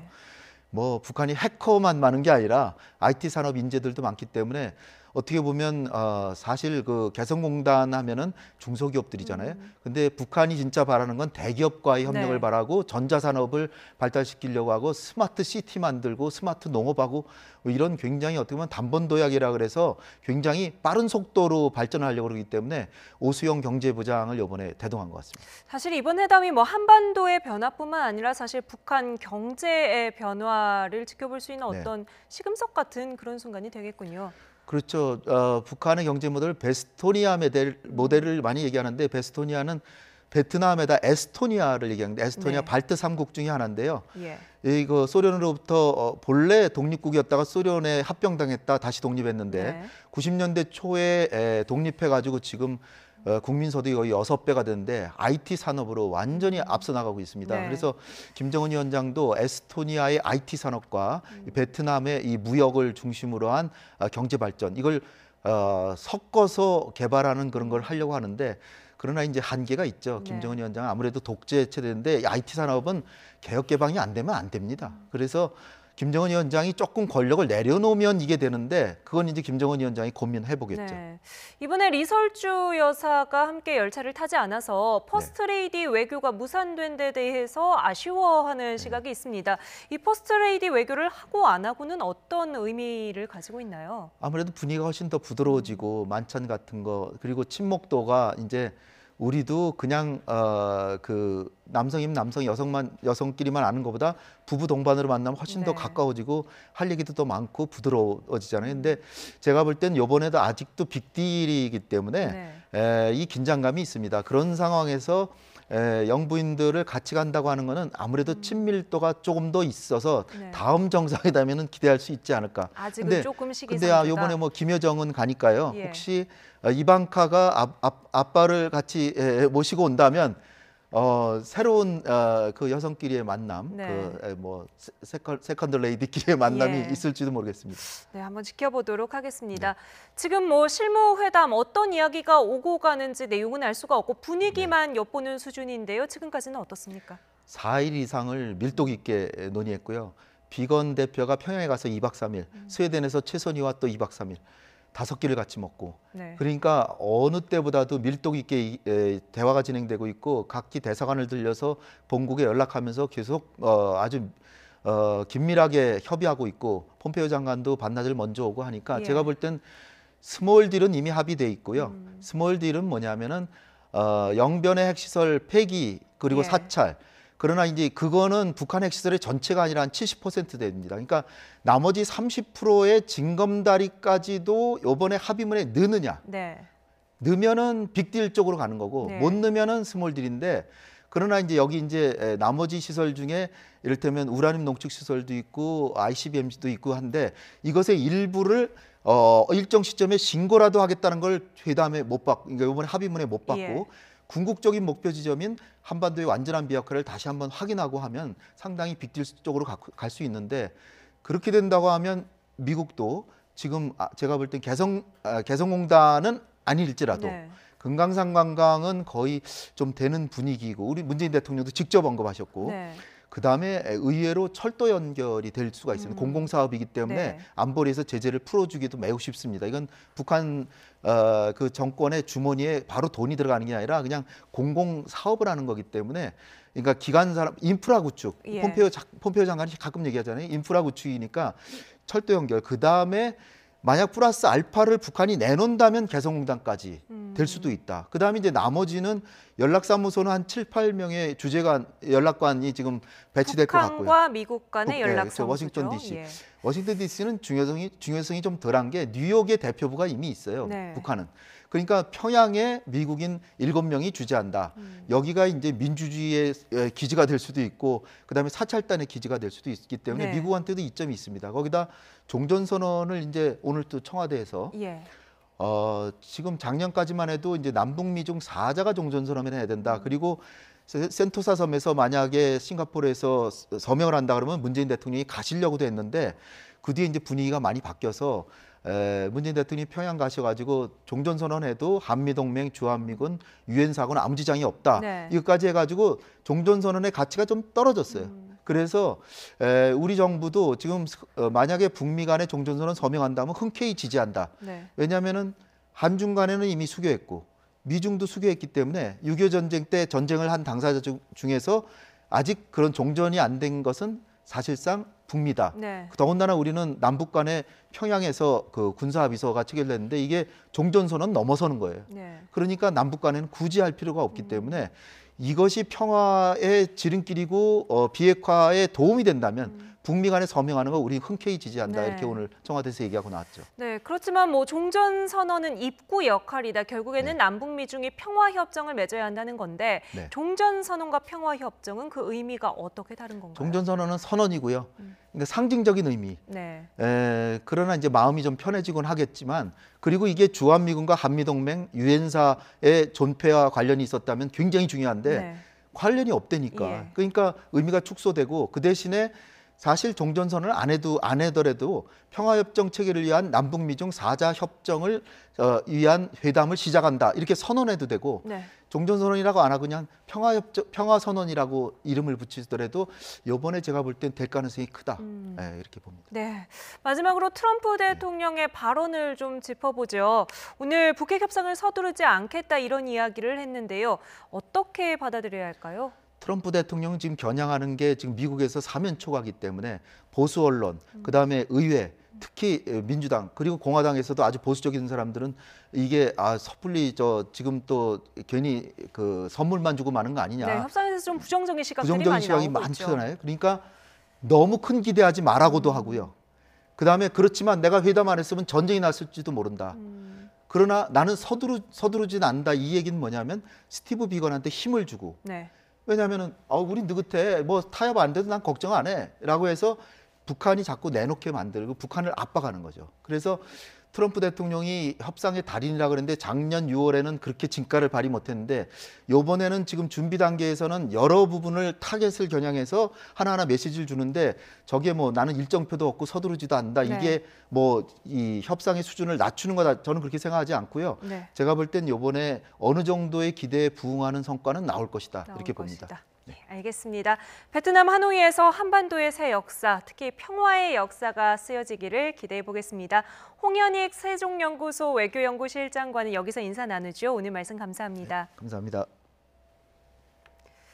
네, 오늘 정치권 상황도 보겠습니다. 민주당 일부 의원들의 20대 청년 비하 논란에 홍영표 원내대표가 직접 사과에 나섰는데요. 그런데 논란의 발언을 한 홍익표 수석 대변인이 다시 이 사과에 반발했습니다. 주제어로 먼저 보시죠.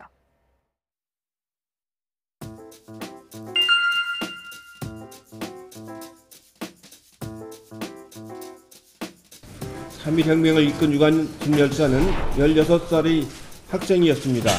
백범 김구 선생께서도 18세의 나이에 동아운동에 참여하셨습니다. 한미혁명의 기폭제가 된 신한청년당은 20대 독립운동가들이 주축이었습니다. 요즘 며칠 동안 20대 청년과 관련해 우리 당 의원님들의 발언이 논란이 됐습니다. 원내대표로서 깊은 유감과 함께 머리 숙여 사죄의 말씀을 드립니다. 민주당 홍익표 대변인은 최근에 20대가 보수적인 이유로 이명박 박근혜 정부의 학교 교육이 반공교육 때문이다 이렇게 밝혔습니다. 보고 싶은 것만 확대 해석하는 자기 프리즘, 국민을 이념의 잣대로 갈라치고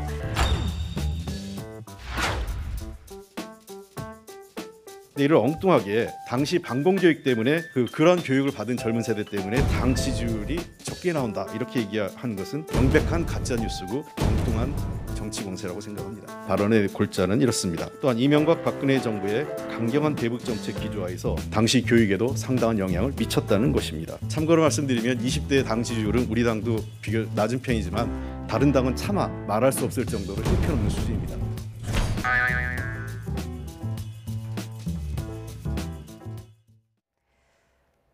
네, 스튜디오에 이종근 시사평론가, 차재원 부산가톨릭대 초빙 교수 나오셨습니다. 두 분 안녕하세요. 안녕하세요. 안녕하십니까. 네, 요즘 여의도 키워드는 설화인 것 같습니다. 말 한마디가 상처를 주기도 하고 정쟁을 불러오기도 하고요. 오늘 나온 발언이 아니라 지난 15일에 나온 발언이 지금 뒤늦게 문제가 되고 있는데 네네. 이게 어떤 발언인지부터 좀 설명을 해주시죠. 네, 지난번 8일에 그 자유한국당의 일부 의원들이 5.18 공청회라는 이름으로 의원회관에서 그 5.18과 관련한 망언 발언들이 나오지 않았습니까? 그것과 관련해서 더불어민주당이 5.18 망언과 극우 정치화 어떻게 대처해야 되는가에 대한 토론을 열었습니다. 그때 당시에 아마 질문이 쏟아졌는데 홍익표 수석 대변인에게 질문이 이렇게 가는 것 같아요. 20대들은 왜 보수화될까요? 라고 물어봤는데 거기에 대한 답변이 뭐 여러 가지가 나왔지만 그중에서도 사실 눈길을 끈 것은 교육에 대한 문제. 그러니까 이명박 정부와 박근혜 정부의 잘못된 교육으로 20대가 보수화됐다라는 논리로 연결이 돼서 그 직전에 서른 의원의 발언, 그러니까 이명박 박근혜 정부의 교육 때문에 지지율이 떨어졌다. 물론 뒤에 동사는 다릅니다. 서른 의원은 지지율이 떨어졌다고 하고 또 홍익표 의원은 보수화됐다고 하지만 결국은 무엇 때문이냐? 이명박 박근혜 정부의 교육 때문이다라는 점은 똑같았다는 거죠. 네, 그때는 그냥 지나갔는데 서른 최고위원의 발언 논란 이후에 이제 그 문제가 다시 한번 이제 불거진 수면 위로 떠올랐죠. 네, 홍영표 원내대표가 민주당 20대 남성 비하 논란이 계속해서 불거지자 오늘 직접 사과에 나섰습니다. 먼저 듣고 오시죠.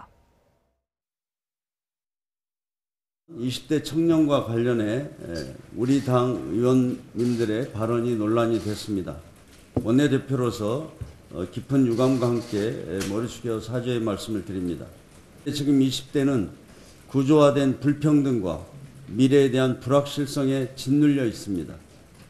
이러한 20대 현실 인식과 절망감에 대해 기성세대 한 사람으로서 정치인의 한 사람으로서 안타깝고 미안한 마음입니다. 네, 원내대표가 직접 사과를 하면서 몸을 한껏 낮췄습니다. 지난번 한국당 5.18 망언 사태가 좀 타산지석이 됐다고 봐야 할까요? 어떤 이유일까요? 아무래도 지금 그 설화 자체가 일파만파의 영향을 갖고 있다고 아마 판단을 하고 있는 것 같습니다. 사실 지금 더불어민주당을 비롯한 여권 입장에서는 올해 들어서 물론 지난 연말부터이긴 합니다만 김태호 수사관 문제, 신재민 사무관 그리고 손혜원 의원에 이어서 이런 이제 설화까지 놓으니까 일종의 자책골이 계속적으로 이어지고 있다. 이런 상황에서 또 한편으로 두드러지는 부분이 사실은 어떻게 보면 지금 그 그러니까 생각을 갖고 있다고 지금 여건이 판단하고 있는 20대들에 대한 이란 자체가 이란 이 발언 자체가 상당히 정권의 오만으로 비치고 있다는 그런 측면도 분명히 있는 것이고요. 그리고 또 한편으로는 지금 20대와 민감한 여러 가지 사안들이 있지 않습니까? 예를 들면 아이돌의 외모 지침 논란이라든지 또 인터넷 이 검열 강화라는 그런 논란들 때문에 20대들이 상당히 지금 정부 여당에 대해서 상당히 비판의 목소리가 높아지고 있다. 이걸 계속적으로 방치했을 경우에는 20대들부터 집단 따돌림을 받을 수 있겠다는 생각도 들었겠죠. 그리고 실제적으로 지금 전반적으로 지금 문재인 정부에 대한 그 지지율, 국정 지지율을 보면 20대가 상대적으로 많이 낮다는 것이죠. 이것이 또 다른 하나의 또 악순환을 제공하는 원인이 될 수 있다. 그런 여러 가지 생각들이 상당히 위기감을 불러일으켰던 것이고 그것이 오늘 공식 성사행에서 홍영표 원내대표가 공식적인 사과를 하게 된 계기가 아닐까 하는 생각이 듭니다. 적극적으로 청년층 달래기에 나섰다 이렇게 볼 수가 있겠군요. 문제 발언이라고 해야 할까요? 논란의 발언을 내놓은 당사자들은 사과를 하지 않았습니까? 네, 사과를 서른 의원은 했죠. 서른 의원은 이제 처음에는 사과를 하지 않고 내 발언의 진위는 달랐다라고 이야기를 했다가 계속되는 사실 비판 여론들이 누적이 되니까 한 사흘 만에 공식적으로 사과를 했습니다. 그런데 오늘 홍익표 의원이 좀 의외였어요. 왜냐하면 홍영표 원내대표가 앞장서서 저렇게 발언을 한다는 건 어찌됐든 당의 그 원내 사령탑으로서 당에 이렇게 그 불똥이 번져서 이렇게 비화되는 것을 막으려고 사실은 스스로 나선 것 아닙니까? 그러면 수석 대변인 정도의 어떤 신분이라면 당 지도부의 한 일원인데 원내대표가 저렇게 적극적으로 진화에 나섰는데도 불구하고 홍영표 의원이 내 얘기의 진위를 홍영표 원내대표가 제대로 모르고 있다 하고 네. 다시 한번 또 사실 발언을 했거든요. 네. 사과가 아니라 도리어 나는 사과할 게 없다라는 발언. 이것이 도리어 더 지금 문제를 키우고 있는 게 아니냐. 네. 최소한 자신의 발언이 그렇게까지 문제가 됐다면 선당 후사, 당을 먼저 생각하는 마음이 조금이라도 있었다면 일단 저렇게 내 발언의 진위는 다르다. 라는 어떤 그런 이 표현 내지는 그런 네. 태도로 당에 대한 어떤 그런 이 애당심이랄까 이런 것이 없는 듯하게 보이거든요. 네. 그래서 이 발언이 도리어 서른 의원은 어찌됐든 사흘 만에라도 사과를 했지만 홍익표 의원이 사과는커녕 도리어 나는 잘못한 게 없다라는 태도가 더 문제를 키우는 게 아닌가 싶습니다. 네, 공교롭게도 이제 논란 발언의 당사자가 수석 대변인이어서 이런 이야기가 나오는 건데요. 직접 들어보고 판단하시죠. 북한에 대한 적대의식이 40% 초반대에서 5% 정도로 줄어들었다는 조사가 있었습니다.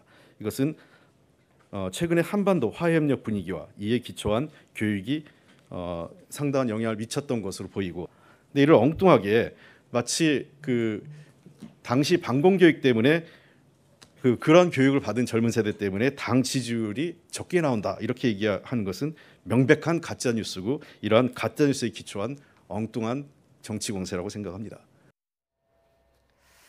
발언 취지를 잘못 이해하고 있는 것 아니냐 일단 예. 이렇게 받아들여지는데요. 좀 보충 설명을 해주시죠. 그렇죠. 뭐 지금 홍익표 의원의 그러니까 수석 대변인의 이야기는 그러니까 지금 일부 언론과 야당의 허무맹랑한 정치 공세라는 것이죠. 네. 본인은 그러니까 20대 지지율이 낮다는 부분을 이야기한 것이 아니라 20대가 상당히 보수화된 부분이 왜 원인이 어디서 있었는가. 네. 그것은 이명박 박근혜 정부 기간에 상당히 뭐 천안함 사건이라는 연평도 포격 사건 이런 부분들 때문에 그때 당시에 상당히 반복적인 그런 교육 정책 뭐 이런 데에 대한 사회적 영향을 받아서 그러니까 이 젊은이들이 보수화됐다는 것이지 지금 자신이 지금 일부 언론에서 보도하고 있는 것처럼 20대의 지지율이 낮은 것이 그러니까 그 부분은 아니었다는 네. 그걸 같이 지금 해명을 하고 있는 것 같습니다만은 저는 그런 생각이 듭니다. 과연 근데 본인은 뭐 20대 들의 청년들의 인식 자체를 지적한 건 아니라고 하지만 네. 어쨌든 지금 본인이 이야기한 것은 지금 20대들이 사실 보수화되어 있는 건 맞는 거 아니냐. 사실 얼마 전까지만 하더라도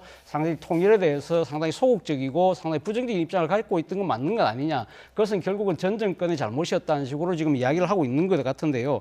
그러나 사실은 어떻게 보면 이 지금 2010년도에 이명박 정부 시절에 당시 국사교과서가 국정체제였어요. 그것이 2010년도부터는 거민정 체제로 바뀌었다는 것이죠. 상당히 역사교육에서도 상당한 나름대로 다양화된 측면이 있었던 것이고 당시 이 일부 학교들의 역사교과서 채택을 한 것을 보면 당시는 지금 상당히 좀 자편향적이고 네. 수정주의적인 내용을 갖고 있는 역사교과서를 더 많이 채택한 학교들이 많아서 당시 정권이 상당히 거기에 대해서 나름대로 상당히 거기에 대해서 질책을 하고 방어를 하려고 할 정도로 상당히 제가 생각했을 때는 당시 그때 이런 사회적인 분위기 있었다고 하더라도 일선 교사들의 노력에 의해서 그래도 저는 공정한 교육이 이루어졌다고 생각을 하거든요. 네네. 그리고 또 그러한 부분들이 사실 또 대북의 인식이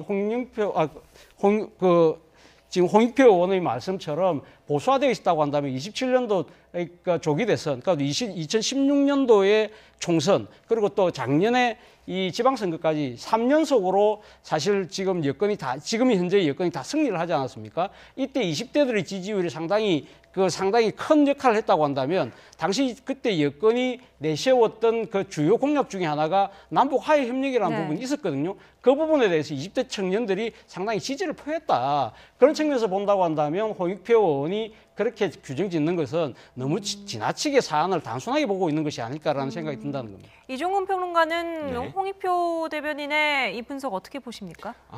사실 뭐가 문제냐면 당 지지율이냐 아니냐 이게 중요한 게 아닙니다. 중요한 건 20대의 어떤 그 지지율이 떨어진다기보단 20대는 지금 사실은 집권 여당이 진보이건 보수이건 그게 중요한 게 아니라 네. 집권 여당이 정책을 펼 수 있는 것 아닙니까? 그렇다면 20대가 절망스러워하는 것을 집권 여당에게 제대로 좀 풀어달라라고 요구하는 것이에요. 네. 지지율이라는 어떤 표현도. 그런데 그것을 보수냐 진보냐 이렇게 이념으로 해석을 하면 사실은 제대로 진단이 안 나온다는 네. 것. 첫 번째 문제고요. 두 번째 문제는 지금 집권 여당의 일부 의원들이 아직도 집권하고 있다라는 생각을 안 하고 있는 게 아니냐. 집권을 한다는 건 지금 똑같은 얘기긴 하지만 책임을 진다는 것이고, 책임을 진다는 것은 어떠한 갈등들을 풀어서 제대로 진단을 하고 거기에 대해서 정책 대안을 내놓는 것이 네. 집권 여당의 책무 아니겠습니까? 그런데 집권 여당의 의원들이 자꾸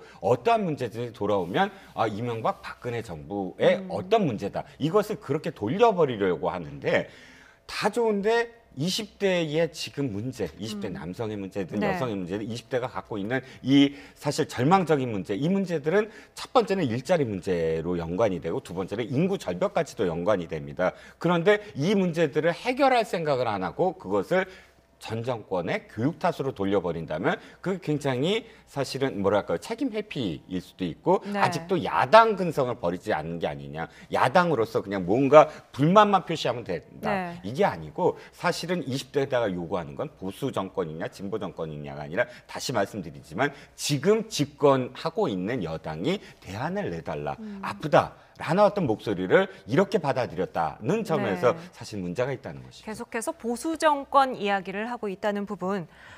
조금 전에 홍익표 네. 대변인 이야기를 들어보니까 20대 지지율이 낮다 하지만 다른 당은 오히려 더 형편없는 수준이다. 이렇게 이야기를 하던데요. 실제로 어떻습니까? 실질적으로 지금 보면 지금 지난번에 최근에 나왔던 그러니까 지금 국정조사 지지율을 본다고 한다면 지금 20대 문재인 정부에 대한 20대 지지율이 지금 한 44.7% 정도밖에 안 되거든요. 그러니까 네네. 전체 지지율이 51%라고 한다면 그에 비해서 상당히, 그러니까 지금 상대적으로는 20대 지지율이 낮지만, 그렇지만 이 지금 전체적으로 본다고 한다면 앞서 홍익표 의원이 이야기한 것처럼 다른 당의 지지율에 비해서는 월등히 높습니다. 다른 당 같은 정당 지지율, 그러니까 그렇죠.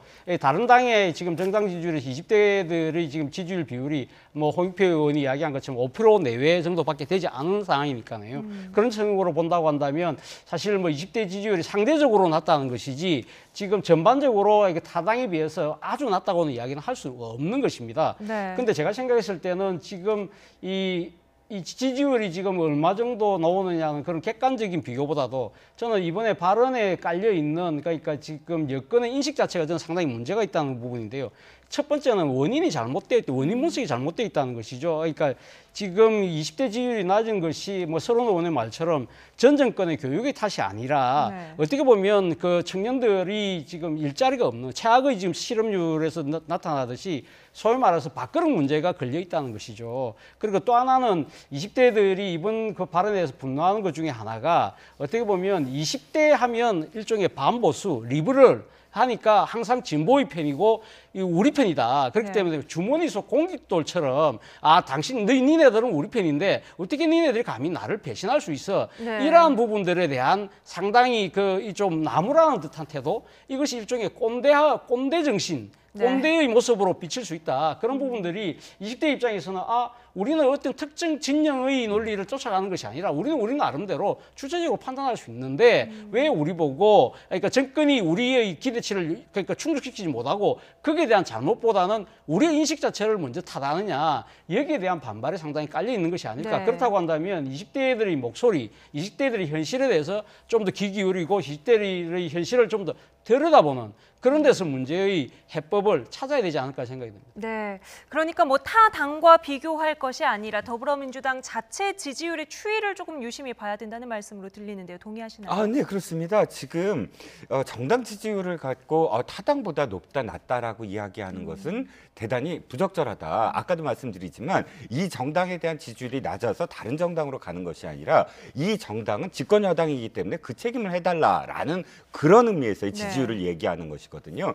특히나 지금 그 문재인 대통령의 어떤 지지율만 하더라도 문재인 대통령의 전체적인 어떤 지지율이 지금 사실 이 집권 초기나 혹은 올해 초보다 굉장히, 아까 2018년 초보다 굉장히 많이 떨어지지 않았습니까? 그런데 떨어지는 것을 뒷받침해줬던 것이 20대와 30대 지지율이었어요. 그런데 지금의 예를 들어서 뭐 데드크로스, 일명 데드크로스라든지 혹은 최근에 횡보 현상을 보이고는 있지만 그럼에도 불구하고 다른 세대나 다른 지역에서 올랐더라도 그것이 지금 현재 뭐 거의 횡보를 보이고 있는 것은 20대가 그만큼 많이 떨어져 있다는 거예요. 상대적으로. 그러니까 다른 뭐 의원이나 뭐 다른 어떤 잠재 후보나 다른 정당의 지지를 보냈냐 안 보냈냐 중요한 게 아니라 상대적으로 그 이전의 지지보다 떨어지고 있는 것이 훨씬 더 가파르다 20대가. 네. 이것에 대한 뼈아픈 어떤 반성이 필요하다는 것이죠. 네, 이 정치 분야 전문가들이 이 사안을 바라보는 시각들이 대체로 비슷한 것 같습니다. 박성민 정치 컨설팅 그룹 민 대표의 분석인데요. 여기서는 새로운 키워드가 나옵니다. 한번 들어보시죠. 기득권도 아니고 더 이상 강자도 아니다. 근데 왜 우리한테 자꾸 희생을 강요하느냐. 오히려 역차별당하고 있다, 여자들에 대해서. 이런 분노가 있고 사회 경제적으로 처한 지금 우리 입장이 그렇게 뭐 여유가 있는 상황이 아니니까 그러니까 확실히 그건 과거 세대하고 좀 차이가 나는 거고 병역 의무를 지는 거에 대해서도 그전에도 이런 이슈가 있었지만 그 갈등이 크지 않았는데 지금은 좀 더 커지는 것 같고요. 북한 김정은도 또 따지고 보면 한국의 재벌 3세 세습한 거랑 뭐가 다르냐. 그 뭐 한 것도 없이 스위스 유학 갔다 와서 그냥 다 할아버지 아버지 후광 입고 집권했는데 그건 뭐 한국의 재벌 3세들이 그렇게 한 거랑 뭐가 다르냐. 공정하지도 않고 이런 것도 있는 것 같고요. 이것들을 관통하는 게 어쨌든 이거 아니겠습니까? 어떤 공정성에 대한 감각 이 부분이 남다르다는 거 아니겠습니까? 네, 그러니까 지금 20대 청년 문제를 볼 때는 공정성이라는 렌즈를 좀 가지고 봐야 된다는 거네요. 네, 그렇습니다. 지금까지 그 젠더 갈등 이외에 그 전에 갈등은 뭐였죠? 세대 갈등이나 지역 갈등이 있지 않았습니까? 근데 세대 갈등이나 지역 갈등도 근본적인 원인은 상대적 박탈감이었어요. 어느 지역이 내 지역보다 뭐 훨씬 더 예를 들어 공장이 더 많이 들어선다거나 혹은 세대 간에도 마찬가지거든요. 아니 우리가 왜 그 어르신들을 다 먹여 살려야 돼? 뭐 이런 상대적인 어떤 박탈감인데 젠더 갈등의 어떤 그 안을 들여다봐도 사실은 박탈감이 크다는 거예요. 여성들은 군대도 안 가는데 그러니까 전체적으로 먹을 파이가 고르다면 사실 박탈감을 느끼지 않는데 파이는 줄어들었어요. 일자리는 줄어들었는데 왜 나는 지금 현재 상대보다 그러니까 여성이든 아니면 지역이든 이렇게 사실 박탈감을 느껴야 될까? 여기에 대해서 그런 기회를 좀 균등하게 공정하게 해달라. 이런 것이 이제 요구로 분출되는 것이거든요. 상당히 저는 지금 견해가 공감 가는 바가 많습니다. 네, 그렇다면 정부 여권에서 청년층 달래고 또 끌어안으려면 결국엔 어떤 해법을 내놔야 될까요? 뭐 앞서도 제가 말씀드렸습니다만 20대들의 문제, 20대의 눈높이에서 그들의 그 현실을 좀 들여다볼 필요가 있지 않을까 하는 생각입니다. 앞서 뭐 공정성 말씀하셨지만 사실 지난번 최순실 국정농단 사건 때 국민들이 분노가 폭발했던 계기가 됐던 게 그 최순실 씨의 딸이 한 이야기 아닙니까? 정유라가 이야기했던 내 부모를 탓하라는 이야기. 그리고 또 그때 당시 이하여대 부정입학 사건이 결국 국민의 분노를 촉발시켰던 것이고 사실 그리고 문재인 정부가 출범하고 나서 한번 삐끗했던 것이 지난해 평창 동계올림픽 때 남북 여자 아이스하키 단일팀 그것도 결국 공정성의 문제였거든요. 이러한 부분들 그리고 앞서 말씀하셨지만은 지금 20대 청년들을 또 보면 지지율 자체가 남성과 여성이 거의 한 30% 정도 차이가 나요. 이것은 아까 방금 말씀하신 것대로 남녀 간에 있어서의 불평등성의 문제를 남성 이 20대들이 상당히 많이 느끼고 있다는 거죠. 그런 부분들에 대해서 예를 들면 병력을 필하고 난 뒤에 예를 들면 여러 가지 입시 시험 문제라든지 이런 데 대한 상당한 불공정성 이러한 부분들을 어떻게 해결할 것인가 부분 그런 조그마하고 디테일한 부분들까지 꼼꼼하게 챙겨보는 그런 노력이 필요하지 않을까 생각이 듭니다. 네, 알겠습니다. 기회는 평등하고 과정은 공정할 것이라던 이 정부의 초심을 잃지 않아야지 20대 지지율을 계속해서 가져갈 수 있을 것 같습니다. 두 분 말씀 여기까지 듣죠. 오늘 라이트 포커스 여기서 마치겠습니다. 말씀 감사합니다. 네, 저희는 광고 보시고 잠시 후 1분 뒤에 돌아오겠습니다.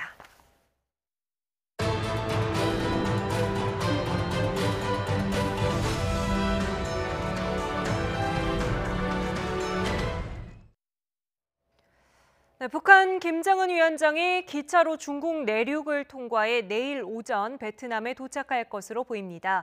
회담 상대인 도널드 트럼프 대통령도 베트남 하노이로 출발했습니다. 트럼프 대통령은 출발 직전 북미 정상회담에 대한 기대감을 드러내면서도 핵 협상을 서두르지 않겠다고 말했는데요. 직접 들어보시겠습니다. The sanctions are on, everything's on, but we have a special feeling, and I think it's going to lead to something very good, and maybe not. I think ultimately it will, but maybe not. And I'm not pushing for speed, but we're not removing the sanctions. And we're going to have, I think, a very interesting 2.5 days in Vietnam, and we have a chance for the total denuclearization of an area of the world that was very dangerous. 북미 두 정상의 하노이 도착을 앞두고 두 정상의 숙소로 예상되는 곳은 철통 보안 태세에 들어갔습니다. 또 하노이 시내 곳곳 주요 시설들도 보안 수위를 더욱 높였습니다. 박서경 기자가 보도합니다. 김정은 위원장의 의전 총괄인 김창선 국무위원회 부장이 호텔 안 보안 검색대를 통과합니다. 이어 무장한 군인들이 건물 안으로 들어옵니다. 호텔 관계자들은 보안 구역이 설정됐다며 투숙객이 아닌 방문자를 쫓아냅니다. Now today, the police of Vietnam already set up area for the press outside. You need to go to the outside with them. 김정은 위원장의 숙소로 유력하게 꼽히는 하노이 멜리아 호텔의 보안이 한층 더 강화된 겁니다. 호텔 밖도 상황은 마찬가지입니다. 이렇게 도로 맞은편까지 철제 펜스가 세워져 있고요. 또 공안들과 경호원들도 건물 앞을 계속해서 지키고 있습니다. 트럼프 미국 대통령이 묵을 것으로 예상되는 JW 메리어트 호텔도 긴장감이 고조됐습니다. 주차장에는 미국 경호 차량으로 쓰이는 차들이 들어섰고 건물 안 검은 천막 안에는 보안 검색대가 마련됐습니다. 입구를 다 막아 접근조차 쉽지 않습니다. 여기 왜 사진 찍으면 안 돼요, 근데?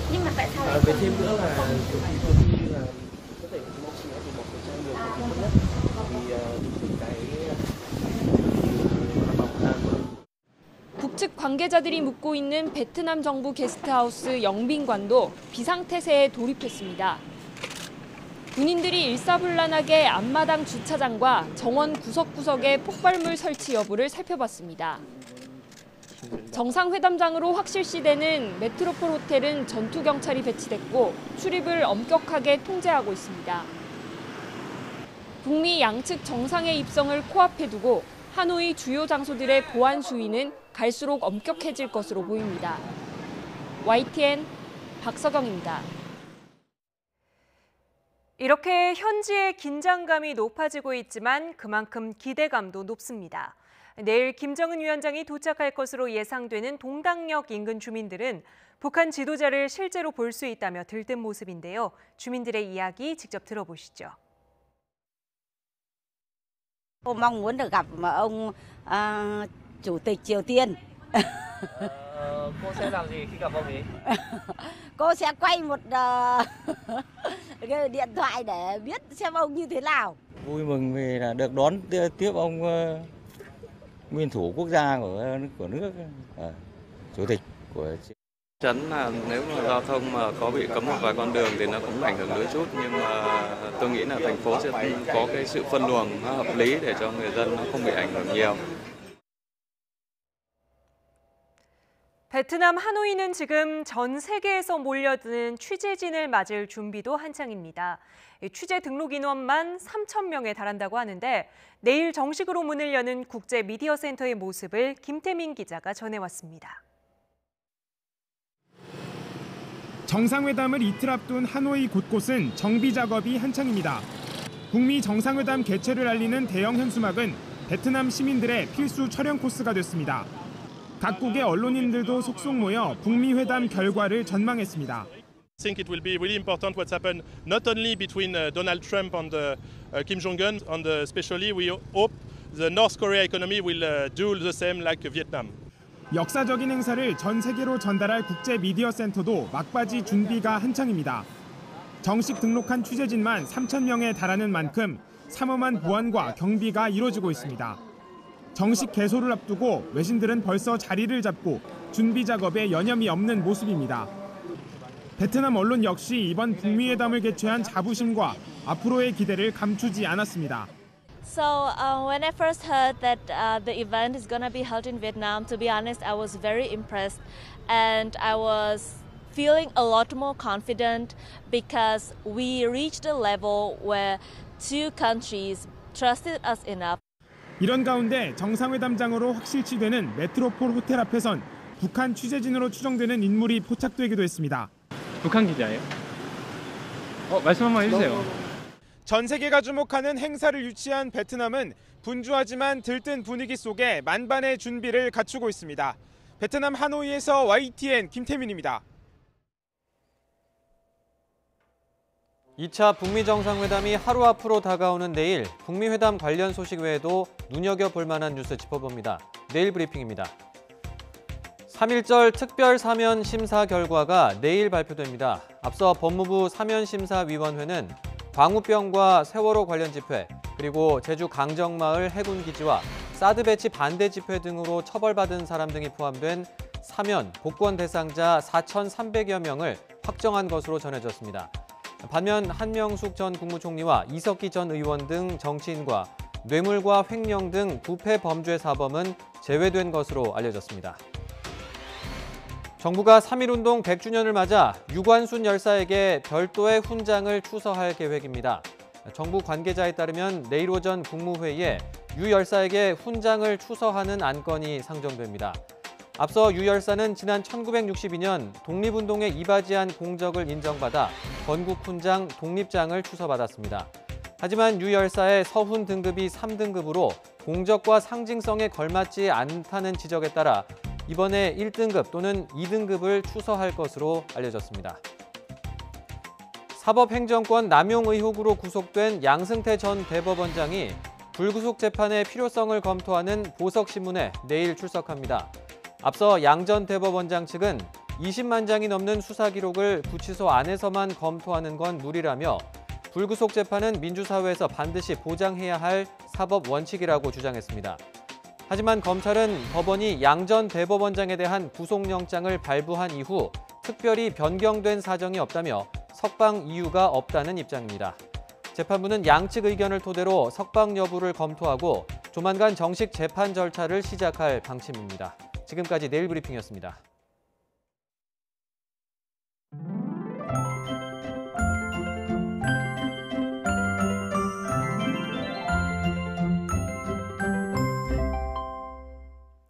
연일 기온이 크게 오르며 낮에는 포근한데요.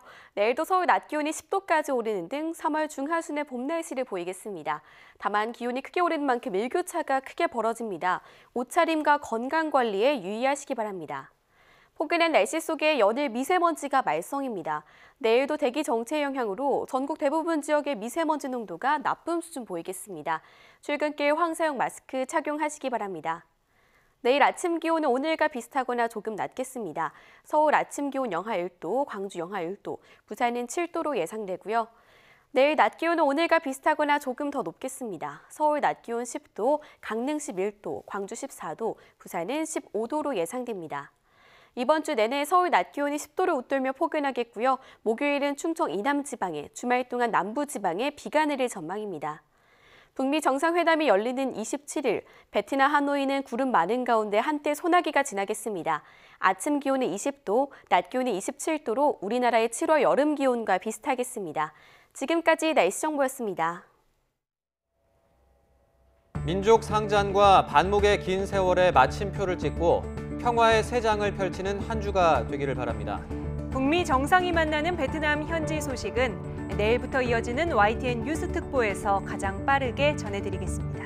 월요일 뉴스나이트 마칩니다. 평화로운 밤 보내십시오.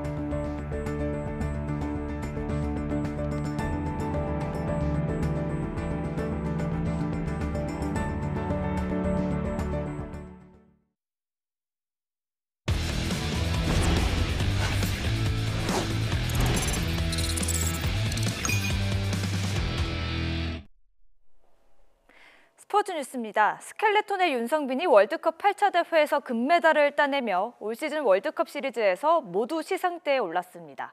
윤성빈은 캐나다 캘거리에서 막을 내린 8차 월드컵 남자 스켈레톤에서 1, 2차 시기 합계 1분 52초 70을 기록하며 강력한 라이벌인 러시아의 트레티아코프를 0.06초 차로 따돌렸습니다. 이로써 윤성빈은 올 시즌 8번의 월드컵에서 금메달 2개와 은메달 3개, 동메달 3개 등으로 출전 선수 가운데 유일하게 모든 대회에서 메달을 목에 걸었습니다. 프로배구 남자부 선두 대한항공이 6연승을 달리며 정규리그 우승에 한 발 더 다가섰습니다. 승부처마다 주전들의 멋진 플레이가 빛났습니다. 김재현 기자입니다. 대한항공 정지석이 농구의 노루 패스를 연상시키는 토스로 곽승석의 득점을 돕습니다. 가스파리니에게 줄 것처럼 시선을 유도한 뒤 보지도 않고 정확하게 2단 연결에 성공했습니다. 센터 김규민의 발빠른 대처도 놀라웠습니다. 리시버 실수 직후 곧바로 KB손해보험 이성규의 다이렉트 킥을 가로막아 실수를 만회했습니다. 주포 가스파리니는 32점을 쓸어 담으며 세트 스코어 3대1 승리를 지휘했습니다. 서브에이스 셋, 블로킹 셋, 후위 공격 9개를 성공해 개인 통산 19번째 트리플 크라운을 기록했습니다. 무엇보다 리베로 백광현의 수비가 가장 눈부셨습니다. 상대 공격을 걷어올리는 디그를 무려 17개나 기록했습니다. 시즌 첫 6연승을 달린 대한항공은 한 경기를 덜 치른 2위 현대캐피탈과 격차를 승점 6으로 벌리며 정규리그 우승에 다가섰습니다. 지금은 우승을 아직 확정을 지은 게 아니기 때문에 저는 한 경기 한 경기 그냥 거기에만 집중하고 우승은 이제 나중에 터질 때 그때 이제 기분을 만끽해보려고. 5라운드에서 대한항공을 비롯해 강팀들을 연파했던 KB손해보험은 연승 행진을 5경기에서 멈췄습니다. YTN 김지영입니다. 국내 1,200만 명의 동호인이 활동하는 당구에 프로리그가 출범합니다. 그 어느 때보다 흥행 기대가 크지만 프로당구가 자리 잡기 위해서는 남은 과제도 만만치 않습니다. 양시찬 기자입니다. 노란 공이나 흰색 공을 큐로 쳐 나머지 공 2개를 맞추면 점수를 따는 3쿠션. 마지막 공을 맞추기 전 반드시 당구대 3개 쿠션벽을 먼저 맞춰야 하는 까다로운 규칙이 오히려 매력입니다. 당구 재미에 푹 빠진 국내 동호인 수는 어림잡아 1,200만 명, 하루 이용 고객은 120만 명에 달합니다. 국내 당구장 수는 전 세계 스타벅스 매장 수만큼 많고 전 세계 당구용품의 80%가 국내에서 소비되고 있습니다. 인프라에 버금가게 세계 정상급 선수도 많습니다. 세계 랭킹 3위 조재호를 비롯해 허정한과 김행직, 최성원 등 국내 선수 4명이 세계 랭킹 20위 안에 이름을 올렸습니다. 대한체육회에 등록된 당구 선수만 928명으로 선수층도 두껍습니다. 올해 6월 출범하는 전 세계 유일한 3쿠션 프로리그 PBA 투어의 흥행을 기대하는 이유입니다. I play billiard for now almost 40 years, and since I'm a kid playing billiard, I'm dreaming about professional organized billiard tournaments. 하지만 정식 출범까지 넘어야 할 산도 만만치 않습니다. 무엇보다 대한당구연맹에 소속된 선수들이 겉으로는 프로리그 출범을 반기면서도 속으로는 참여를 망설이고 있습니다. 프로리그에 참여하려면 연맹을 탈퇴해야 하는데 그렇게 되면 기존에 받던 후원이나 월드컵 같은 세계당구연맹 주관 대회 출전도 보장받을 수 없다는 우려 때문입니다. 대한당구연맹은 물론 세계당구연맹과의 협의도 필요한 이유입니다.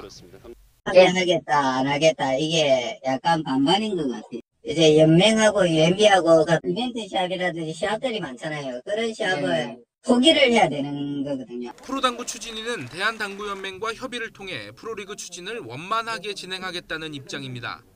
많은 희망을 안고 출범하는 3쿠션 프로리그가 선수들의 불안을 잠재우고 안착할지 기대 속 우려의 시선도 교차하고 있습니다. YTN 양시창입니다. 스포츠 뉴스 마칩니다. 시청해주신 여러분 고맙습니다.